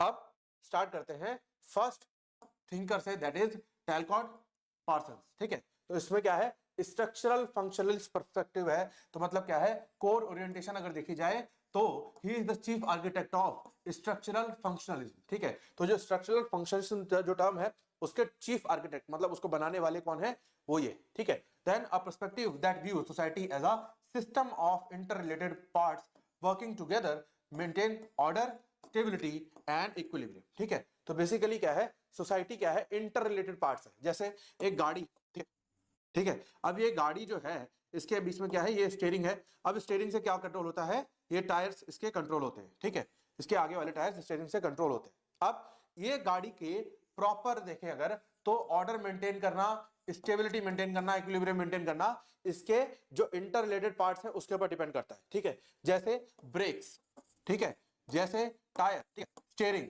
ठीक है, उसके बाद मल्टीपल चीजें जैसे कि एक्सेल जो हिडन है, ठीक है, जैसे कि गियर, ठीक है, जैसे कि क्लच, ठीक है। तो बेसिकली ये different different parts of this vehicle है, जिसके बेटर वर्क से मतलब एक दूसरे के साथ इंटरलिंकिंग से जो गाड़ी है वो क्या रहती है, ऑर्डर्ड वे में चलती है, स्टेबिलिटी से चलती है एंड इक्विलिब्रियम पे चलती है। ठीक है, तो ये चीज है according to Parson society is similar to a biological organism where each institution perform functions necessary to the survival of the whole. ठीक है, तो जैसे ह्यूमन बॉडी की अगर बात करें तो ह्यूमन बॉडी में जो डिफरेंट डिफरेंट ऑर्गन्स हैं वो सारे फंक्शंस परफॉर्म करते हैं, तो ह्यूमन क्या कर सके, ताकि प्रॉपर्ली उसका एग्जिस्टेंस हो सके without any issue, human body अच्छे से वर्क कर सके। ठीक है, तो आगे चलते हैं सोसाइटी एज सोशल सिस्टम। ठीक है, तो ये इनका नेक्स्ट है, दैट इज सोसाइटी को क्या देखा इन्होंने, as a social system. Social system का मतलब क्या है, इट इज कंपोज्ड ऑफ, पहला नॉर्म्स, कुछ नॉर्म्स हैं, कुछ प्रिंसिपल्स हैं जिसके बेसिस पे सोसाइटी वर्क करती है, वैल्यूज, कुछ मॉरल वैल्यूज हैं, कुछ रोल्स हैं given by the society, given by the individuals to another individual based on the expectation of that individual, कि भाई एक टीचर से आप क्या एक्सपेक्ट करते हो, तो अकॉर्डिंग टू दैट एक्सपेक्टेशन उसका रोल डिसाइडेड है। देन इंस्टीट्यूशंस, ठीक है, जो सोसाइटल इंस्टीट्यूशंस है, तो इसके बेसिस पर कंपोजिशन हुआ किसका, सोसाइटल सिस्टम का। ठीक है, देन उसके बाद individuals act according to societal expectation, तो जो एक्सपेक्टेशन है, जो सोसाइटी उनसे एक्सपेक्ट करती है, उसके अकॉर्डिंग इंडिविजुअल क्या करता है, अपना काम करता है, अपनी एक्टिविटीज, अपना कंडक्ट उसके अकॉर्डिंग करता है। ठीक है, this pattern action maintain social order, तो ये जो एक्शंस है ये सोशल ऑर्डर को मेंटेन करते हैं। ठीक है, then AGIL framework that was given by Parson. ठीक है, अब समझते हैं, तो ये बेसिकली आपका 5 मार्कर में इंपॉर्टेंट हो सकता है, तो इसको देखते हैं, इसकी फुल फॉर्म क्या है। एडेप्टेशन मतलब एडजस्ट टू द एनवायरनमेंट, तो जिस तरीके से चीजें हो रही हैं उस पर एडजस्ट करना। जैसे एक बिजनेसमैन, बिजनेस करने वाला पर्सन है, तो उसका कभी अप होता है और कभी डाउन होता है। ठीक है, तो कभी अप में वो स्टैंडर्ड बढ़ाता है और डाउन पीरियड में उस चीज में वो एडजस्ट करता है। ठीक है, तो इसको बोलते हैं एडेप्ट करना द सिचुएशन। ठीक है, देन उसके बाद गोल अटेनमेंट मतलब G, that is defining and achieving collective goals, जैसे पॉलिटिकल सिस्टम जो एक कलेक्टिव गोल्स, जैसे अगर हम बात करें हमारे इंडियन सिस्टम की, तो जो DPSP है, DPSP क्या है, DPSP बताता है goal of the state, state का गोल क्या होना चाहिए, उसके अकॉर्डिंग क्या बनाता है स्टेट, पॉलिसी बनाता है। ठीक है, तो ये क्या है, ये कलेक्टिव गोल का अचीवमेंट है। देन उसके बाद आता है क्या, इंटीग्रेशन, दैट इज I, इसका मीनिंग क्या है, मेंटेनिंग हार्मनी अमंग पार्ट्स, जो डिफरेंट डिफरेंट पार्ट्स हैं, जैसे लॉ, सोशल नॉर्म्स, इसके बीच में क्या होना चाहिए, हार्मोनियस कंस्ट्रक्शन होना चाहिए, मतलब दोनों को एक साथ इस तरीके से इंप्लीमेंट करना चाहिए कि किसी को एक को भी नल एंड वॉइड डिक्लेयर ना करना पड़े। ठीक है, देन उसके बाद आता है क्या, लेटेंसी और pattern maintenance, that is preserving values and motivation. ठीक है, तो जो वैल्यूज है, जो इंडिया का कल्चर है या फिर किसी भी सोसाइटी का जो कल्चर है, उसको प्रिजर्व करके रखना, जैसे फैमिली, एजुकेशन, रिलीजन एटसेट्रा। ठीक है, देन उसके बाद आ जाओ, ये हो गया आपका इंपॉर्टेंट मॉडल ऑफ पर्सन खत्म। उसके बाद आते हैं नेक्स्ट सब टॉपिक पे, that is view on social order and change. ठीक है, तो what was the persons view on social order and change. ठीक है, तो बिलीव दैट क्या, social order is based on value consensus. ठीक है, तो जो सोशल ऑर्डर है वो किस पे बेस्ड है, पर्सन की वैल्यू पे, मतलब moral values of the individual पे। ठीक है, तो सोसाइटी का जो एस्पेक्ट है इंडिविजुअल उस पर बेस्ड है। Then change is gradual and evolutionary, जो चेंज है वो धीरे धीरे है, ग्रेजुअल है, प्लस एवोल्यूशनरी है, मतलब धीरे धीरे एवोल्यूशन की तरफ जाता है। And institution adapt to maintain equilibrium, तो जो इंस्टीट्यूशंस हैं वो किस तरीके से अडेप्ट करते हैं ताकि एक इक्विलिब्रियम, एक स्टेबल पॉइंट पे पहुंचा जा सके। ठीक है, देन उसके बाद आता है क्या, कंट्रीब्यूशन एंड क्रिटिसिज्म को अगर देखा जाए तो कंट्रीब्यूशन अगर देखें क्या है, provided systematic theory of society, explain institutional interdependence. ठीक है, तो जो पार्सन थे उन्होंने क्या करा, सबसे पहले सिस्टमैटिक थ्योरी ऑफ सोसाइटी बताया कि किस तरीके से सोसाइटी वर्क करती है, and then explain institutional interdependence, तो जो इंस्टीट्यूट्स हैं, जो डिफरेंट डिफरेंट सोशियोलॉजिकल इंस्टीट्यूशंस हैं वो एक दूसरे पे डिपेंडेंट है। And then influenced sociology of education, family and law. ठीक है, तो जो एजुकेशन, फैमिली एंड लॉ के पीछे जो स्टडी है, जो सोशियोलॉजिकल स्टडी है, उसको इन्होंने इन्फ्लुएंस करा। देन अगर क्रिटिसिज्म की बात करें तो क्या है, over emphasis on stability and harmony. ठीक है, तो इनका ओवर एम्फेसिस था, जहां पर इन्होंने सोशल ऑर्डर और लॉ को एक साथ हार्मनी में इन्होंने प्लेस करा था। पर कई बार ऐसी सिचुएशन होती है जब सोशल ऑर्डर को बनाने के लिए लॉ हमें कुछ डिफरेंट लेवल पे जाकर के बनाना पड़ता है, तो उस चीज की वजह से इन्होंने ओवर एम्फेसिस दिया, जिसकी वजह से वो चीज हर बारी फॉलो कर पाना प्रैक्टिकली पॉसिबल नहीं होता।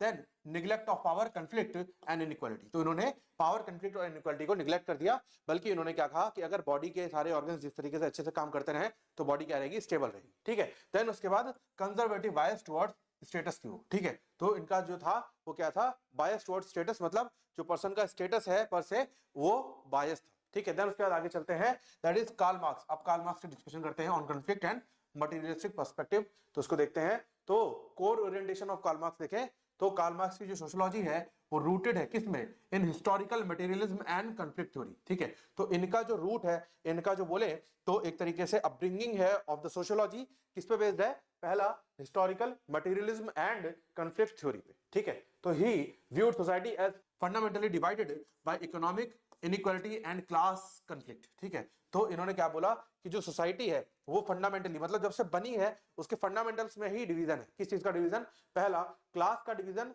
एज वेल एज इकोनॉमी का डिवीजन, मतलब इनइक्वालिटी, ठीक है। तो इसमें क्या देखें तो इकोनॉमिक स्ट्रक्चर बेस्ड डिटरमाइंस, क्या डिटरमाइन करता है इकोनॉमिक स्ट्रक्चर, पहला politics, law, religion, then culture, ठीक है। तो बेसिकली ये सारी चीजें किस पर डिपेंड करती है, इकोनॉमिक बेस पे। देन उसके बाद आता है class and mode of production, ठीक है। तो इस पे देखते हैं, Marx argued that society is organized around modes of production each producing two major classes, ठीक है। तो बेसिकली क्या है, मोड्स ऑफ प्रोडक्शन पे जो है सोसाइटी जो है वो क्या है, ऑर्गेनाइज है, और जो प्रोडक्शन के मोड्स है वो बेसिकली दो है, और दो क्या है, पहला वर्क यूज एंड देन प्रोलेटरेट, ठीक है। तो इनका मतलब क्या है, owners of means of production, तो they are the owners of means of production and workers who sell labour, ठीक है। तो बेसिकली प्रोलेटरेट का मतलब क्या है, लेबर पावर, ठीक है। और इनका क्या है, दे आर द कैपिटलिस्ट कह सकते हैं या फिर ऑनर्स, ठीक है। देन उसके बाद आगे चलते हैं तो क्या आता है, concept of exploitation and alienation, ठीक है। तो इसका मतलब क्या है, इन कैपिटलिस्ट सोसाइटी, अब पहले तो आपको ये पता होना चाहिए कि कैपिटलिस्ट सोसाइटी होती क्या चीज है। तो कैपिटलिस्ट सोसाइटी बेसिकली वो चीज है जहां पर जो प्रोडक्शन है, जो कैपिटल्स है वो इंडिविजुअल्स के पास है, मतलब प्राइवेट एंटिटीज के पास है, ठीक है। देन आगे चलते हैं, तो कैपिटलिस्ट सोसाइटी में क्या है, workers are alienated from their labour, तो उनको अपने लेबर से एलियनेट कर दिया जाता है, प्रोडक्ट एंड ह्यूमैनिटी से उनको एलियनेट कर दिया जाता है, वर्क बिकम मैकेनिकल एंड डीह्यूमनाइजिंग, ठीक है। तो वर्क क्या हो जाता है, मैकेनिकल हो जाता है, और वो क्या हो जाता है, डीह्यूमनाइजिंग, मतलब जहां पर इंसानियत जो है ना खत्म हो जाती है। And then profit is prioritized over human welfare, ठीक है। तो प्रॉफिट जो है वो मेन मोटिव रखता है फॉर द कैपिटलिस्ट, ठीक है, और ह्यूमन वेलफेयर जो है वो सेकेंडरी हो जाता है, ठीक है। देन उसके बाद आगे चलते हैं, तो क्या है, सोशल चेंज एंड रेवोल्यूशन को अगर देखा जाए तो क्या है, मार्क बिलीव दैट, क्या, पहला कॉन्फ्लिक्ट इज इनएविटेबल, तो कॉन्फ्लिक्ट को हटाया नहीं जा सकता, ठीक है। देन उसके बाद social change is revolutionary not gradual, ठीक है। तो जो सोशल चेंज होता है वो रेवोल्यूशन के जैसे होता है, इंस्टेंट होता है, धीरे धीरे नहीं होता। देन उसके बाद capitalism will eventually collapse due to internal contradiction, ठीक है। तो इनका ये कहना था कि जो कैपिटलिज्म है जहां पर इंडिविजुअल्स यानी कि प्राइवेट एंटिटीज जो है ऑनर ऑफ द कैपिटल है, वो धीरे धीरे कोलैप्स हो जाएगा due to contradictions within the individuals, ठीक है। कंट्रीब्यूशन एंड क्रिटिसिज्म को अगर देखा जाए तो सबसे पहले कंट्रीब्यूशन क्या है, highlighted economic root of inequality, ठीक है। तो जो इनइक्वालिटी का बेसिस क्या है, इकोनॉमी है, उसको इन्होंने हाईलाइट करा। Then explained power and domination, तो पावर और डोमिनेशन का कंसेप्ट लाए और उसको एक्सप्लेन करा। एंड देन इन्फ्लुएंस जो sociology, political theory and law, ठीक है। तो किस चीज को इन्फ्लुएंस करा, सोशियोलॉजी मतलब स्टडी ऑफ सोसाइटी को, पॉलिटिकल थ्योरी को, एज वेल एज लॉ को, ठीक है। देन उसका क्रिटिसिज्म अगर देखा जाए तो क्या है, सबसे पहला इकोनॉमिक डिटरमिनिज्म, मतलब इकोनॉमिक बेसिस पे इन्होंने कैटेगराइज करा, डिटरमाइन करा। Then underestimation of culture and ideology, ठीक है। तो इनका बेसिकली कहना था कि इकोनॉमी जो है कैपिटलिस्ट के हाथ में है और कल्चर और आइडियोलॉजी को इन्होंने इग्नोर कर दिया, मतलब जो कल्चर ऑफ द सोसाइटी उसको इग्नोर कर दिया। देन उसके बाद failed predictions about collapse of capitalism, तो इनकी जो प्रेडिक्शन थी कि एक दिन आएगा ऐसा जब कैपिटलिज्म कोलैप्स हो जाएगा बिकॉज ऑफ कॉन्ट्रडिक्शंस, तो वो फेल हो गई, ठीक है। देन उसके बाद आगे चलते हैं तो आता है last, that is max Weber. तो मैक्स वेबर का क्या है, interpretive and multi dimensional perspective, ठीक है। तो सबसे पहले कोर ओरिएंटेशन देखते हैं क्या है। तो max weber developed N interpretive sociology and that focus on meaningful social action rather than structures alone, ठीक है। तो इनका ये कहना है कि जो सोशियोलॉजी है वो कैसी है, इंटरप्रेटिव है, मतलब क्या है कि वो उसका फोकस क्या है, उस सोशियोलॉजी का फोकस क्या है, उस सोसाइटी का फोकस क्या है, मीनिंगफुल सोशल एक्शन। तो मतलब सोशल एक्शन को इस तरीके से करो कि वो एक मीनिंगफुल रिजल्ट दे, ठीक है। फिर उसके बाद ही रिजेक्टेड बोथ, तो इन्होंने बोथ द थिंकर्स को जो फिलॉसफी थी उसको रिजेक्ट कर दिया। देन उसके बाद आगे चले तो क्या है, सोशल एक्शन, और उसका मतलब समझते हैं, Weber defined sociology as study of social action, ठीक है। तो अभी तक हमने पढ़ा कि जो मॉडर्न क्रक्स है ऑफ ऑल दिस डेफिनेशन कि सोशियोलॉजी क्या है, स्टडी ऑफ द सोसाइटी है, ठीक है। पर मैक्स वेबर ने क्या कहा कि sociology is the study of social action, ठीक है, विच क्लासिफाइड इनटू, पहला इंस्ट्रूमेंटेलिटी रैशनल, मतलब क्या है कि जो इंस्ट्रूमेंटेशन है, मतलब जो इंस्ट्रूमेंट ऑफ द सोसाइटी है उसका क्या रैशनल है, उसकी क्या थिंकिंग है। देन वैल्यू रैशनल, मतलब जो वैल्यू है of the individual, moral values, उसका क्या थिंकिंग है, उसका क्या रीजन है, क्या लॉजिक है, and then traditional and effective thereafter. Then उसके बाद आगे चलते हैं तो क्या आता है, power, class, status and party. तो ये जो इन्होंने मल्टी डायमेंशनल एस्पेक्ट दिया था उसको देखते हैं। तो पहले अगर देखें क्लास क्या है, that is the economic position according to Max Weber. Class is the economic position held by the individual और ग्रुप इन द सोसाइटी, ठीक है। देन उसके बाद स्टेटस अगर देखें तो क्या है, status is about social Prestige. तो जो सोशल स्टेटस होता है, बोलते हैं ना कि इनका समाज में स्टेटस बहुत हाई है, तो that is the social prestige given to that individual और ग्रुप। उसके बाद आए तो क्या है, party, that is political power, ठीक है। देन उसके बाद आगे चले तो क्या है, रैशनलाइजेशन एंड ब्यूरोक्रेसी की बात करें अगर तो क्या है, Max Weber argued that modern society is categorized by rationalization. कैसे, पहला efficiency of the modern society, ठीक है। देन नेक्स्ट चीज जो आती है रैशनलाइजेशन की वजह से, वो आती है calculation of the actions, and then आता है rules and procedures that are made by the rational decisions, ठीक है। देन उसके बाद इसकी वजह से क्या होता है, this leads to the growth of bureaucracy which is efficient but also dehumanizing, creating an iron cage of rationality, ठीक है। तो बेसिकली इनका कहना था कि इसकी वजह से जो ब्यूरोक्रेसी है उसकी ग्रोथ हुई, ठीक है। देन उसके बाद कॉन्ट्रीब्यूशंस देखें तो क्या है, कॉन्ट्रीब्यूशन देखें तो पहला आता है बैलेंस, स्ट्रक्चर एंड एजेंसी। तो इनकी जो डेफिनेशन थी उससे क्या मिला हमें, बैलेंस, स्ट्रक्चर एंड एजेंसी मिली। देन उसके बाद इंट्रोड्यूस इंटरप्रेटिव मेथड्स। तो इंटरप्रिटेशन का इन्होंने मेथड्स को इंट्रोड्यूस करा, and then explain modernity and authority, ठीक है। तो मॉडर्निटी का मतलब क्या है, अथॉरिटी का मतलब क्या है, वो इन्होंने एक्सप्लेन करा। देन उसके बाद क्रिटिसिज्म को देखें अगर क्या है, तो कॉम्प्लेक्स एंड एब्स्ट्रैक्ट। तो इनका जो डेफिनेशन, जो वर्जन था वो क्या था, कॉम्प्लेक्स था, समझने में मुश्किल, और एब्स्ट्रैक्ट था, एंड लेस प्रेडिक्टिव। तो इन्होंने कोई प्रेडिक्शन वगैरह नहीं करी, and difficult to apply empirically. मतलब जब प्रैक्टिकल एप्लीकेशन की बात आती है तो इनकी थ्योरीज को अप्लाई करना थोड़ा सा मुश्किल हो जाता है, ठीक है। देन आगे चलते हैं, this is the comparative table जो आप एक बार स्टडी करोगे before the exams, quick revision के लिए, ठीक है। तो एक बार देख लोगे आप लोग बिफोर द एग्जाम्स, आपको सारी चीजें इनके बीच में जो थ्री थिंकर्स थे उनके बीच में आपको क्लियर हो जाएगी। एंड देन उसके बाद आगे चलते हैं towards the conclusion of this topic, ठीक है। ये हमारा कंक्लूजन है इस टॉपिक का, तीनों का एक साथ ये कंक्लूजन मेंशन्ड है, ठीक है। तो तीनों का ये कंक्लूजन एक बार आप देख लोगे और इसको अपने वर्ड्स में फ्रेम करके अपने आंसर्स में मेंशन कर दोगे, ठीक है। देन आगे चलते हैं, अब आता है topic that is basis of stratification, that is class, race and gender, ठीक है। तो स्ट्रैटिफिकेशन का इंट्रोडक्शन हम बहुत बार डिस्कस कर चुके हैं इसी वीडियो में, तो हम बार बार उसको नहीं जाएंगे। तो एक बार आप देख लोगे वीडियो पॉज करके, अगर आपको वर्ड्स यहाँ से कुछ कीवर्ड्स मेमोराइज करने हैं तो कर लेना, और फिर उसको अपने वर्ड्स में फ्रेम करके आप लिखोगे। देन उसके बाद आगे चलते हैं, तो सबसे पहला जो बेसिस है वो क्या है, क्लास। तो क्लास के बेसिस पे हम डिस्कस कर चुके हैं स्ट्रैटिफिकेशन वाले पॉइंट पे। तो क्लास के बेसिस में कैसे income, wealth, occupation and ownership of property define करती है एक पर्सन या एक ग्रुप की क्लास, और उसके बेस पे जिसका ज्यादा इनकम, जिसकी ज्यादा वेल्थ, जिसका ज्यादा ऑक्यूपेशन और जिसकी ज्यादा ओनरशिप ऑफ द प्रॉपर्टी, वो हायर स्टेटस पे चला जाएगा इन द सोसाइटी, ठीक है। तो ये आप देख लोगे, ये हम डिस्कस कर चुके हैं। देन उसके बाद थ्योरेटिकल पर्सपेक्टिव्स ऑन क्लास क्या है, मार्क्सियन पर्सपेक्टिव को अगर देखें तो क्या आता है, तो कार्ल मार्क्स ने डिफाइन करा था दो पर्सपेक्टिव में। तो दो क्लास के लोग हैं, पहला बर्गीज एंड दूसरा प्रोलेटरेट। जो प्रोलेटरेट है वो क्या है, लेबर है, और जो बर्गीज है वो क्या है, owners of the means of production, मतलब कैपिटलिस्ट, ठीक है। देन उसके बाद आता है क्या, वेबेरियन पर्सपेक्टिव। तो मैक्स वेबर के अकॉर्डिंग क्या है, viewed class as a part of multi-dimensional stratification system. For Weber, class is based on market situation, ठीक है। मार्केट की जो सिचुएशन है उसके ऊपर डिपेंड करती है एक पर्सन या एक ग्रुप की क्लास, ठीक है।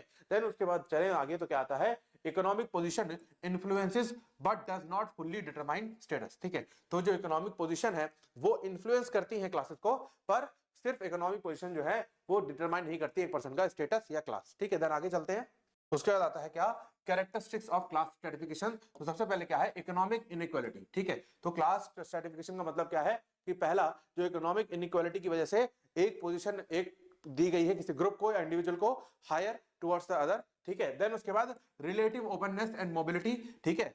Then gradation and not rigid boundaries, ठीक है। तो क्लास में रिजिड बाउंड्रीज नहीं होते, हमने देखा था कि कास्ट के अंदर तो होती हैं, पर क्लास में क्या होता है, जो रिच क्लास का पर्सन है वो middle class as well as poor class के साथ बैठता है और दोस्ती भी करता है, ठीक है। देन उसके बाद अचीवमेंट्स क्या है, बेस्ड पोजीशनिंग, ठीक है। तो अचीवमेंट ऑफ ए पर्सन के अकॉर्डिंग उसकी पोजीशन होती है। देन उसके बाद देखें तो कॉन्सिक्वेंसेस ऑफ क्लास स्ट्रैटिफिकेशन क्या है, सबसे पहला access to education and health care. Obviously जिसकी क्लास ज्यादा उसको एजुकेशन का ease as well as health care का ईज, मतलब एक्सेस इजी है, ठीक है। देन उसके बाद एम्प्लॉयमेंट अपॉर्चुनिटीज, ऑब्वियसली बिकॉज जैसे बोलते हैं ना कि अगर मान लो मैराथन शुरू हो रही है, रेस शुरू हो रही है, तो सबका रनिंग पॉइंट क्या होना चाहिए, पॉइंट सिमिलर होना चाहिए। पर बिकॉज ऑफ क्लास एक व्यक्ति ए है जो यहां से शुरू कर रहा है, बी यहां से शुरू कर रहा है, सी बेचारा यहां से शुरू कर रहा है, और डी कहां से शुरू कर रहा है, यहां से शुरू कर रहा है, जिसकी वजह से क्या है, obviously they will reach to their aim, their goal, पर ए कौन जल्दी पहुंचेगा। ठीक है, देन उसके बाद पॉलिटिकल इन्फ्लुएंस का भी असर होता है एंड लिविंग कंडीशंस भी बेटर होती हैं फॉर द पर्टिकुलर क्लास जो अबव है। ठीक है, देन आगे चलते हैं।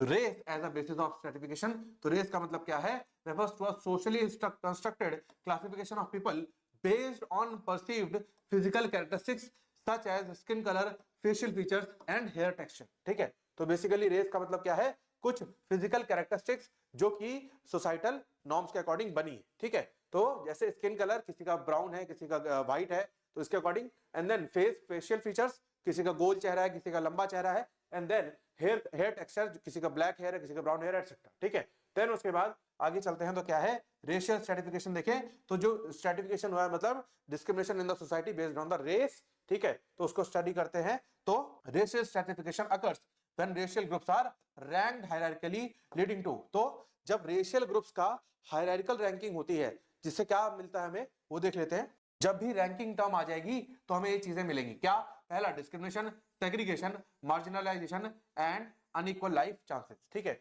तो जैसे आप लोगों ने सुना होगा कि फॉरेन में जो होता है, ब्लैक एंड व्हाइट का जो रेस के बेसिस पे डिस्क्रिमिनेशन होता है, जो पक्षपात किया जाता है, वो चीज, तो बेसिकली कोई भी लेवल पे जब भी कैटेगराइज कर दिया जाएगा, डिफरेंट लेवल पे उनको जो है कैटेगराइज कर देंगे, चाहे ग्रुप को चाहे इंडिविजुअल को, तो क्या मिलेगा, डिस्क्रिमिनेशन मिलेगा।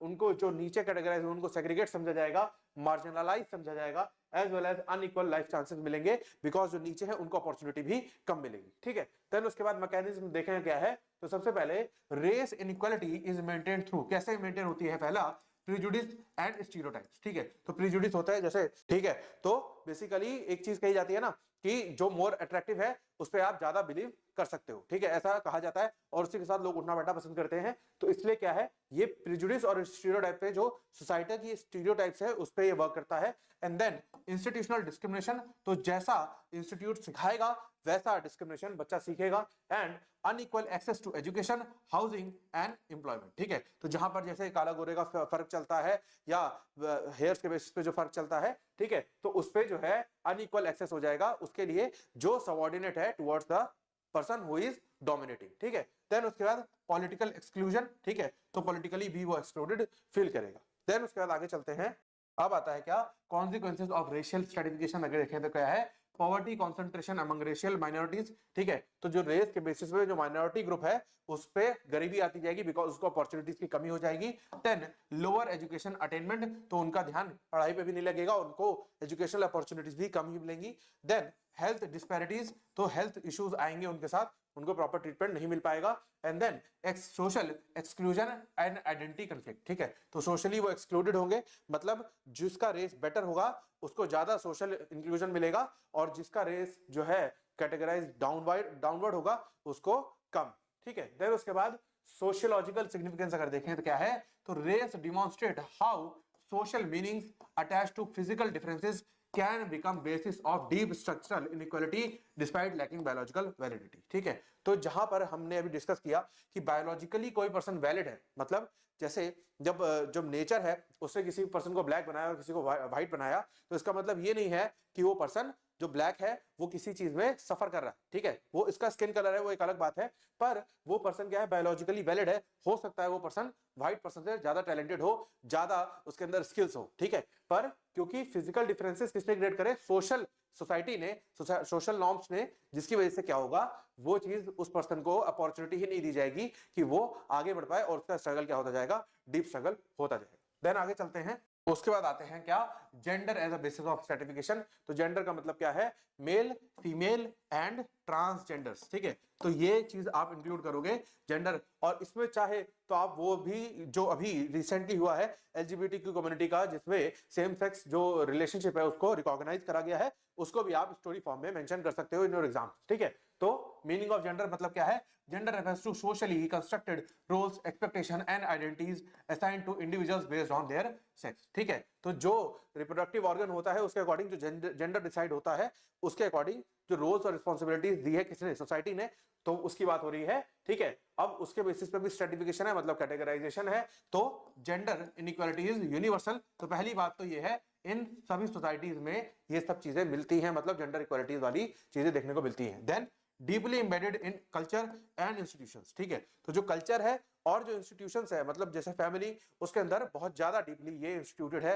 मतलब बिल्कुल बोलते हैं ना कि जैसे बिल्कुल गड़ा हुआ है, जैसे पेड़ होता है वो धरती के अंदर गड़ा हुआ होता है, वैसे ही ये भी चीजें फैमिली और इंस्टीट्यूशंस पे गड़ी हुई है। देन आगे चलते हैं, often normalise through tradition and ideology. ठीक है, तो इसको जस्टिफाई कैसे किया जाता है? जो जेंडर डिस्क्रिमिनेशन है या जेंडर इनइक्वालिटी है, उसको जस्टिफाई कैसे करते हैं? थ्रू ट्रेडिशन, जो हमारा बिलीव है, और थ्रू आइडियोलॉजी, जिसको हम मानते हैं। ठीक है, फिर उसके बाद फॉर्म्स ऑफ जेंडर स्ट्रेटिफिकेशन अगर देखें तो उसका क्या है? Inequality manifested. तो किस तरीके से जो जेंडर डिस्क्रिमिनेशन है वो इनइक्वालिटी दिखाती है, किस चीज में? पहला, अनइक्वल वेजेस। जैसे एक मेल है और एक फीमेल है, अगर वो सेम लेबर करे तो क्या होगा? जो फीमेल होगी उसको चार्जेस या वेजेस जो बोलेंगे वो कम मिलेंगे एज कंपेयर टू मेल। ठीक है, देन ऑक्यूपेशनल सेग्रीगेशन, तो इनका ऑक्यूपेशन भी सेग्रीगेटेड है। एंड पॉलिटिकल रिप्रेजेंटेशन, तो वो भी है, वुमेन्स के साथ ज्यादातर दिक्कत है। And then unequal domestic responsibilities. ठीक है, तो बेसिकली ये वाला पॉइंट अगर मैं थोड़ा सा और डिटेल में डिस्कस करूं आपसे, पॉलिटिकल अंडर रिप्रेजेंटेशन मतलब क्या है? जैसे पंचायत वेब सीरीज में भी दिखाया गया है कि जो इलेक्शंस हैं वो फीमेल के नाम पे कंटेस्ट किए जाते हैं, पर जो पर्सन है, मतलब जो उसका हस्बैंड है, जिसको बोला गया प्रधानपति, वही जाकर के सारे काम देखता है। ठीक है, तो इसमें तो ये इनिशिएटिव दिखाया गया है कि धीरे धीरे वो काम सीखती है, पर सिर्फ साइन का काम उनका होता है, पर डिसीजंस कौन लेता है? Male head of the family. ठीक है, देन उसके बाद limited access to property and inheritance. ठीक है, तो ये बेसिकली अब थोड़ा सा चेंज हो गया है आफ्टर 2005, पर इनिशियली ये भी था। ठीक है, देन उसके बाद देखें तो क्या है? Patriarchy and gender inequality. तो इसको देख लेते हैं क्या है। तो पैट्रियार्की का मतलब तो आप लोग समझते ही होंगे कि मेल डोमिनेटेड सोसाइटी है, तो मेल के पास क्या है? डोमिनेंट पोजीशन है। Then female roles are undervalued, तो जो वुमेन के रोल हैं वो अंडरवैल्यूड है। And masculinity is associated with authority. ठीक है, तो जो मसल पावर है वो अथॉरिटी से एसोसिएटेड है। ठीक है, देन उसके बाद कॉन्सिक्वेंसेस ऑफ जेंडर स्ट्रेटिफिकेशन देखें तो क्या है? Economic dependence. ठीक है, तो मेजरली क्या होता है? जो जब भी प्रेगनेंसी का टाइम होता है तो वर्किंग वुमेन में मैंने बहुत देखा ऐसा, जब वर्किंग वुमेन भी अपनी जॉब छोड़ देती है तो उससे क्या होता है? इकोनॉमिक डिपेंडेंस आ जाती है। And lower social status, restricted autonomy and violence and discrimination. ठीक है, तो बेसिकली ये सब चीजें फेस करने को मिलती हैं जहां पर जेंडर इनइक्वालिटी ज्यादा होती है। ठीक है, देन उसके बाद आगे चलते हैं। अभी आता है आपका intersection of class, race and gender. तो कहां पर ये इंटरसेक्ट करते हैं? ये एग्जांपल्स हैं, एक बार देख लोगे आप लोग। A women from marginalised racial group may face triple disadvantage. ठीक है, तो अगर एक पर्सन है, मतलब एक वुमेन है, तो पहले तो जेंडर डिस्क्रिमिनेशन फेस करेगी।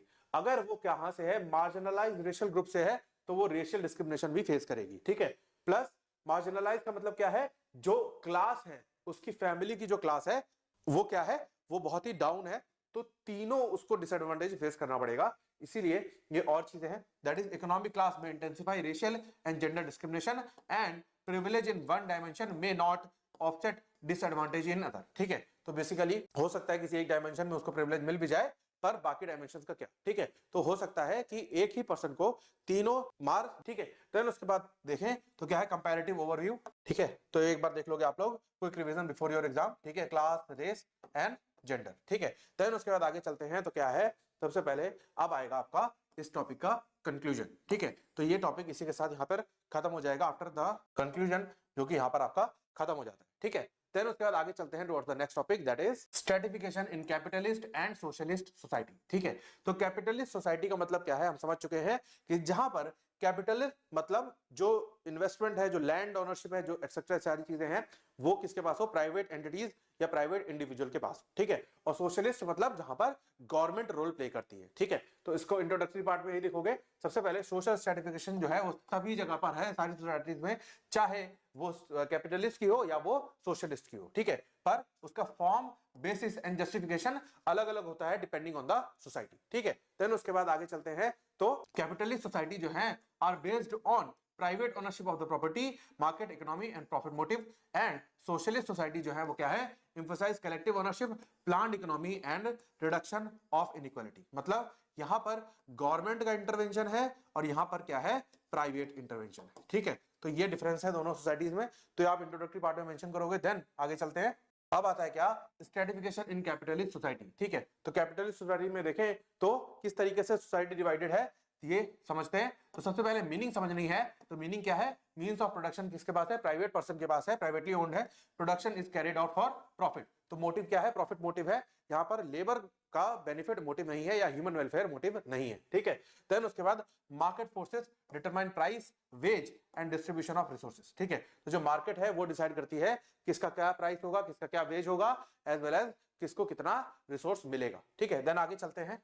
तो कैपिटलिस्ट सोसाइटी से आपको ये समझ में आया कि यहाँ पर प्रॉफिट मोटिव है, यहाँ पर जो ओनरशिप है, जो प्रोडक्शन की ओनरशिप है वो किसके पास है, प्राइवेट इंडिविजुअल के पास है। ठीक है, तो आप ये चीज कंक्लूड कर सकते हो कि ऐसी जगहों पे जो स्ट्रेटिफिकेशन होगा, जो डिवीजन ऑफ सोसाइटी होगा, या कहूं तो इनइक्वालिटीज किस पे बेस्ड होंगी, मैक्सिमम टाइम्स क्लास के ऊपर बेस्ड होगी। ठीक है, तो marks in view of stratification in capitalism को देखें अगर, तो कार्ल मार्क्स ने बोला था कि class division arising from ownership of the means of production. ठीक है, तो जनरली जो ऐसी जगहों पे होगा तो किस पे होगा, क्लास के बेसिस पे होगा। ठीक है, तो मेन क्लासेस हम डिस्कस कर चुके हैं, एक है ओनर्स और एक है लेबर्स। ठीक है, देन उसके बाद आगे चलते हैं, तो क्या आता है, features of stratification in capitalist society. तो सबसे पहले क्या है, इकोनॉमिक इनइक्वालिटी। ठीक है, तो इकोनॉमिक इनइक्वालिटी का मतलब क्या है, वेल्थ डिस्ट्रीब्यूशन, इनकम एटसेट्रा, जो कि इकोनॉमिकल एस्पेक्ट है, उसके बीच में inequality between the groups, between the class of producers and the class of labours. ठीक है, फिर उसके बाद आता है क्लास पोलराइजेशन, मतलब क्या है, society tends to polarise into, पहला स्मॉल एंड वेल्दी अलाइक। ठीक है, तो एक ग्रुप है जो स्मॉल है पर वो क्या है, वेल्दी ग्रुप है, अमीर लोगों का ग्रुप है। ठीक है, and then large working class with limited resources, तो ये जो लार्ज ग्रुप है उसमें क्या है, लिमिटेड रिसोर्सेज है, और ये क्या है, वर्किंग क्लास मतलब लेबर ग्रुप है। ठीक है, देन उसके बाद एक्सप्लॉयटेशन, एक्सप्लॉयटेशन का मतलब क्या है कि जहां पर मोटिव किसका है, प्रॉफिट का है, जहां पर मोटिव ये है ही नहीं कि ह्यूमन वेलफेयर हो, वहां पर क्या होगा, जो लेबर क्लास है उसका एक्सप्लॉयटेशन होगा ही होगा। देन उसके बाद आता है क्या, एलियनेशन, मतलब जो वर्कर्स है वो एलियनेटेड है किस चीज से, their labour, the product of labour and fellow workers, तो इन सब चीजों से वो एलियनेटेड है, उनको इन चीज से कोई भी वास्ता नहीं है। देन उसके बाद आता है क्या, आइडियोलॉजिकल जस्टिफिकेशन, तो जो इनइक्वालिटी है वो जस्टिफाइड है कैसे, पहला मेरिटोक्रेसी से, जो हमने डिस्कस किया था, जहां पर मेरिट बेस्ड बात करी जाती है, जो जितनी मेहनत करेगा उसको उतना ही रिजल्ट मिलेगा और रिजल्ट के उसको उतनी ही अच्छी सोसाइटी में पोजीशन मिलेगी। ठीक है, देन इंडिविजुअलिज्म, हर कोई अपने फायदे के बारे में सोचेगा, एंड कंपटीशन, कंपटीशन बहुत होगा तो क्या होगा, लोग कम रेट में भी काम करने को राजी होंगे और प्रॉफिट बढ़ाने के लिए किसी भी लेवल पे काम करेंगे, एंड इक्वल अपॉर्चुनिटी आइडियोलॉजी, तो इक्वल अपॉर्चुनिटी की आइडियोलॉजी के थ्रू ये जस्टिफाइड है कि मतलब हम तो हर किसी को अपॉर्चुनिटी इक्वल दे रहे हैं, डिपेंडिंग ऑन कि कोई लेना तो चाहे। ठीक है, मतलब कि अपॉर्चुनिटी इक्वल है, आप अपनी मेहनत, अपने लगन और अपने टैलेंट के बेसिस पे उस अपॉर्चुनिटी को ले लो। ठीक है, पर ये कोई नहीं देख रहा कि वो एक मास की तरह काम कर रहा है,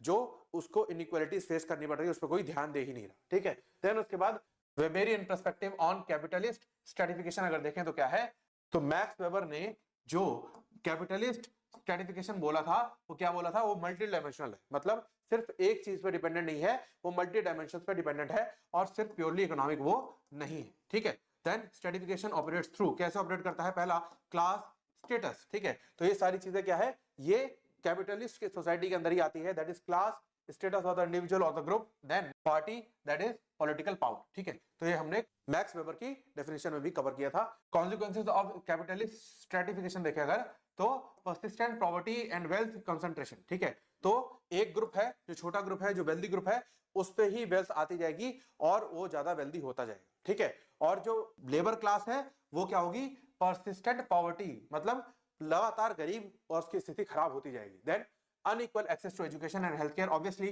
बिकॉज वेल्दी क्लास के पास ज्यादा एक्सेस होगा और जो ये लोग हैं, जो वर्कर कम्युनिटी है, वो उसके पास कम होगा। ठीक है, then political influence of economic elite, तो जो इकोनॉमिक एलाइट्स हैं उनके ऊपर क्या होगा, पॉलिटिकल इन्फ्लुएंस उनका होगा, मतलब बेशक पॉलिटिक्स में कोई और हो पर चलेगी किसकी, उनकी। Then social mobility exist but is limited and unequal. ठीक है, तो सोशल मोबिलिटी रहेगी पर लिमिटेड रहेगी और अनइक्वल रहेगी, मतलब जहां पर कहीं पर बहुत ज्यादा कंसंट्रेटेड होगी और कहीं पर बहुत कम। ठीक है, देन उसके बाद स्ट्रेटिफिकेशन इन सोशलिस्ट सोसाइटी अगर देखें तो सोशलिस्ट सोसाइटी को समझ चुके हैं बेस्ड ऑन कलेक्टिव और state ownership of means of production. तो जहां पर कलेक्टिव या फिर स्टेट ओनरशिप है, जहां पर गवर्नमेंट का रोल शुरू हो जाता है, तो क्या है वो सोशलिस्ट सोसाइटी है। देन उसके बाद प्लान्ड इकोनॉमिक एक्टिविटी, जहां पर प्लान्ड इकोनॉमिक एक्टिविटी हो and emphasise on social equality and welfare, तो जहां पर सिर्फ प्रॉफिट मोटिव ना हो बल्कि क्या हो सोशल इक्वलिटी और वेलफेयर हो, वो क्या है वो सोशलिस्ट सोसाइटी है। ठीक है, देन उसके बाद Marxist ideal of socialist stratification को देखें अगर क्या है, तो कार्ल मार्क्स की थ्योरी में क्या था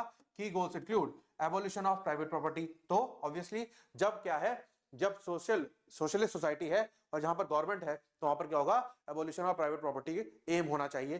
देन एंड ऑफ एक्सप्लॉयटेशन, तो ऑब्वियसली गवर्नमेंट किसी को एक्सप्लॉइट नहीं कर सकती।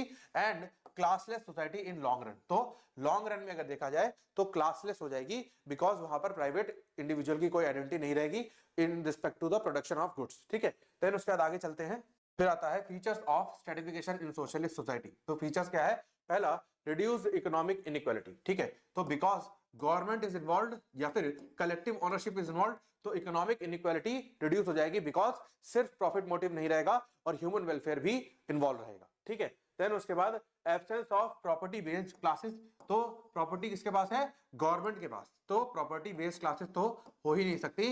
एंड देन आता है रोल बेस्ड स्ट्रेटिफिकेशन, तो जिसका रोल ज्यादा अच्छा उसको अच्छी पोजीशन, मतलब क्या है जो डिवीजन है वो किसमें बेस्ड होगा occupation skills and administrative roles, तो इन पर बेस्ड होगा। ठीक है, देन उसके बाद अगर बात करें तो पॉलिटिकल एंड ब्यूरोक्रेटिक एलाइट्स को देखें तो मतलब क्या है in practice socialist societies often develop party elites and bureaucratic classes. ठीक है, तो ये एक कॉन्सिक्वेंस है ऑफ द सोशलिस्ट सोसाइटी। ठीक है, देन उसके बाद आगे चलते हैं तो क्या है stratification in real socialist societies. ठीक है, तो क्या है स्ट्रेटिफिकेशन देखें तो सबसे पहले एग्जिस्टेंस ऑफ प्रिविलेज्ड पॉलिटिकल एलाइट्स। ठीक है, तो जो प्रिविलेज्ड है मतलब जो पॉलिटिकल पर्सन जो अच्छी पोजीशन होल्ड करते हैं वो प्रिविलेज्ड है। देन आगे चलते हैं unequal access to power housing and benefits, तो उनके पास क्या है अनइक्वल एक्सेस है, मतलब उनका ईज है किसी भी चीज को एक्सेस करने के लिए, जैसे पावर हाउसिंग एंड बेनिफिट्स जो भी चीजें हैं उसको इजीली वो एक्सेस कर सकते हैं। And stratification based on party membership and authority. ठीक है, तो जो पार्टी मेंबरशिप है और अथॉरिटी है उसके बेसिस पे डिवीजन है। देन उसके बाद बात करते हैं क्या comparison table between capitalist socialist stratification. ठीक है, तो ये एक बार देख लोगे एस्पेक्ट। देन एस्पेक्ट में सबसे पहला क्या है बेसिस ऑफ स्ट्रेटिफिकेशन। ठीक है, तो कैपिटलिस्ट में क्या है प्राइवेट प्रॉपर्टी और क्लास, और सोशलिस्ट में क्या है role power and political position. ठीक है, ये एक बात देख लोगे। देन उसके बाद नेचर ऑफ इनइक्वालिटी क्या है वाइड एंड स्ट्रक्चरड। ठीक है, तो कैपिटलिस्ट सोसाइटी में जो नेचर ऑफ इनइक्वालिटी है बहुत ज्यादा है और स्ट्रक्चर्ड है, पर जो सोशलिस्ट सोसाइटी है वो रिलेटिवली नैरो उसमें है नेचर ऑफ इनइक्वालिटी। देन उसके बाद आगे चलते हैं। फिर आता है ownership of means of production, इसमें प्राइवेट है, कैपिटलिस्ट सोसाइटी में क्या है प्राइवेट है, इसमें क्या है कलेक्टिव या फिर गवर्नमेंट है। देन एक्सप्लॉयटेशन अगर देखें तो कैपिटलिस्ट में ज्यादा है, सेंट्रल फीचर है मतलब बहुत ज्यादा है बिकॉज इसमें प्रॉफिट मोटिव है, पर जो सोशलिस्ट सोसाइटी है उसमें ऑफिशियली एब्सेंट है, मतलब कागज पे जीरो है बेशक हो। ठीक है, पर क्योंकि एम क्या है एम है ह्यूमन वेलफेयर। ठीक है, देन सोशल मोबिलिटी अगर देखें तो अनइक्वल एंड कॉम्पिटिटिव है in capitalist and control and limited है in socialist. Then ideological justification अगर देखें तो मेरिटोक्रेसी एंड कंपटीशन से आइडियोलॉजी को जस्टिफाई करते हैं, पर जो सोशलिस्ट है वो कैसे करते हैं इक्वालिटी एंड कलेक्टिव वेलफेयर पे उनका फोकस रहता है। देन उसके बाद आगे चलते हैं, ये आता है क्रिटिसिज्म ऑफ बोथ सिस्टम। तो क्या क्रिटिसिज्म है, सबसे पहले प्रमोट एक्सेसिव इनइक्वालिटी, तो कैपिटलिस्ट सोसाइटी जो है वो क्या है एक्सेसिव इनइक्वालिटी को प्रमोट करती है। देन आगे चलते हैं concentrate power in right hand and treat inequality as natural and deserve. ठीक है, तो जो कैपिटलिस्ट सोसाइटी है सिंस उसका प्रॉफिट मोटिव है तो इसलिए वो इनइक्वालिटी को बहुत ज्यादा प्रमोट करती है और कंसंट्रेशन ऑफ वेल्थ करती है, तो ये हम डिस्कस कर ही चुके हैं, आप खुद भी लिख सकते हो। देन क्रिटिसिज्म ऑफ सोशलिस्ट अगर देखें तो क्या है fails to eliminate all form of inequality, तो जहां पर गवर्नमेंट है वहां पर सारी फॉर्म ऑफ इनइक्वालिटी को खत्म कर देना चाहिए, पर वो अभी तक नहीं हो पाया। And then creates bureaucratic dominance and limits individual incentives and freedoms। ठीक है, तो ये चीज आप देख लोगे, ये हम डिस्कस भी कर चुके हैं। देन उसके बाद आगे चलते हैं तो क्या है कंटेम्पररी पर्सपेक्टिव्स को अगर देखें तो क्या है in modern world pure capitalism और प्योर सोशलिज्म रियली एग्जिस्ट। ठीक है, तो प्योर कैपिटलिज्म मतलब जहां पर सारी चीजें प्राइवेट हो जाए या फिर सारी चीजें गवर्नमेंट हो जाए, ऐसा नहीं होता जनरली, ठीक है। देन उसके बाद most societies adopt mixed economies, ठीक है। मिक्स्ड इकोनॉमीज मतलब क्या है, private as well as government दोनों बॉडीज वर्क कर रही हैं, पर गवर्नमेंट क्या है, government is greater than private, मतलब जो गवर्नमेंट है उसका डोमिनेंस है ओवर द प्राइवेट, ठीक है। देन उसके बाद welfare states attempt to reduce capitalist inequality, ठीक है। तो जो वेलफेयर स्टेट्स होते हैं उनका एम क्या होता है, उनका टारगेट क्या होता है कि जो कैपिटलिस्ट सोसाइटी में जो इनइक्वालिटीज है उसको रिड्यूस किया जाए, उसको खत्म किया जाए। Then socialist ideas influence policies like redistribution and social justice, ठीक है। तो जो redistribution of the wealth and social justice है, इस टाइप की पॉलिसीज को जो सोशलिस्ट सोसाइटीज हैं वो क्या करती हैं, वो प्रमोट करती हैं, ठीक है। देन उसके बाद the conclusion of this topic, ठीक है। इसको एक बार आप लोग देख लोगे, इस कंक्लूजन को एक बार स्टडी कर लेना वीडियो पॉज करके, और इसको अपने वर्ड्स में फ्रेम करके एग्जाम में लिख देना, ठीक है। तो यहाँ पर आपका ये कंक्लूजन खत्म हो जाता है। तो इसी के साथ हमारी unit number 2 of semester number 1 sociology is also over. अब मिलते हैं जल्दी यूनिट नंबर 3 में। Thank you for watching and stay tuned for further update.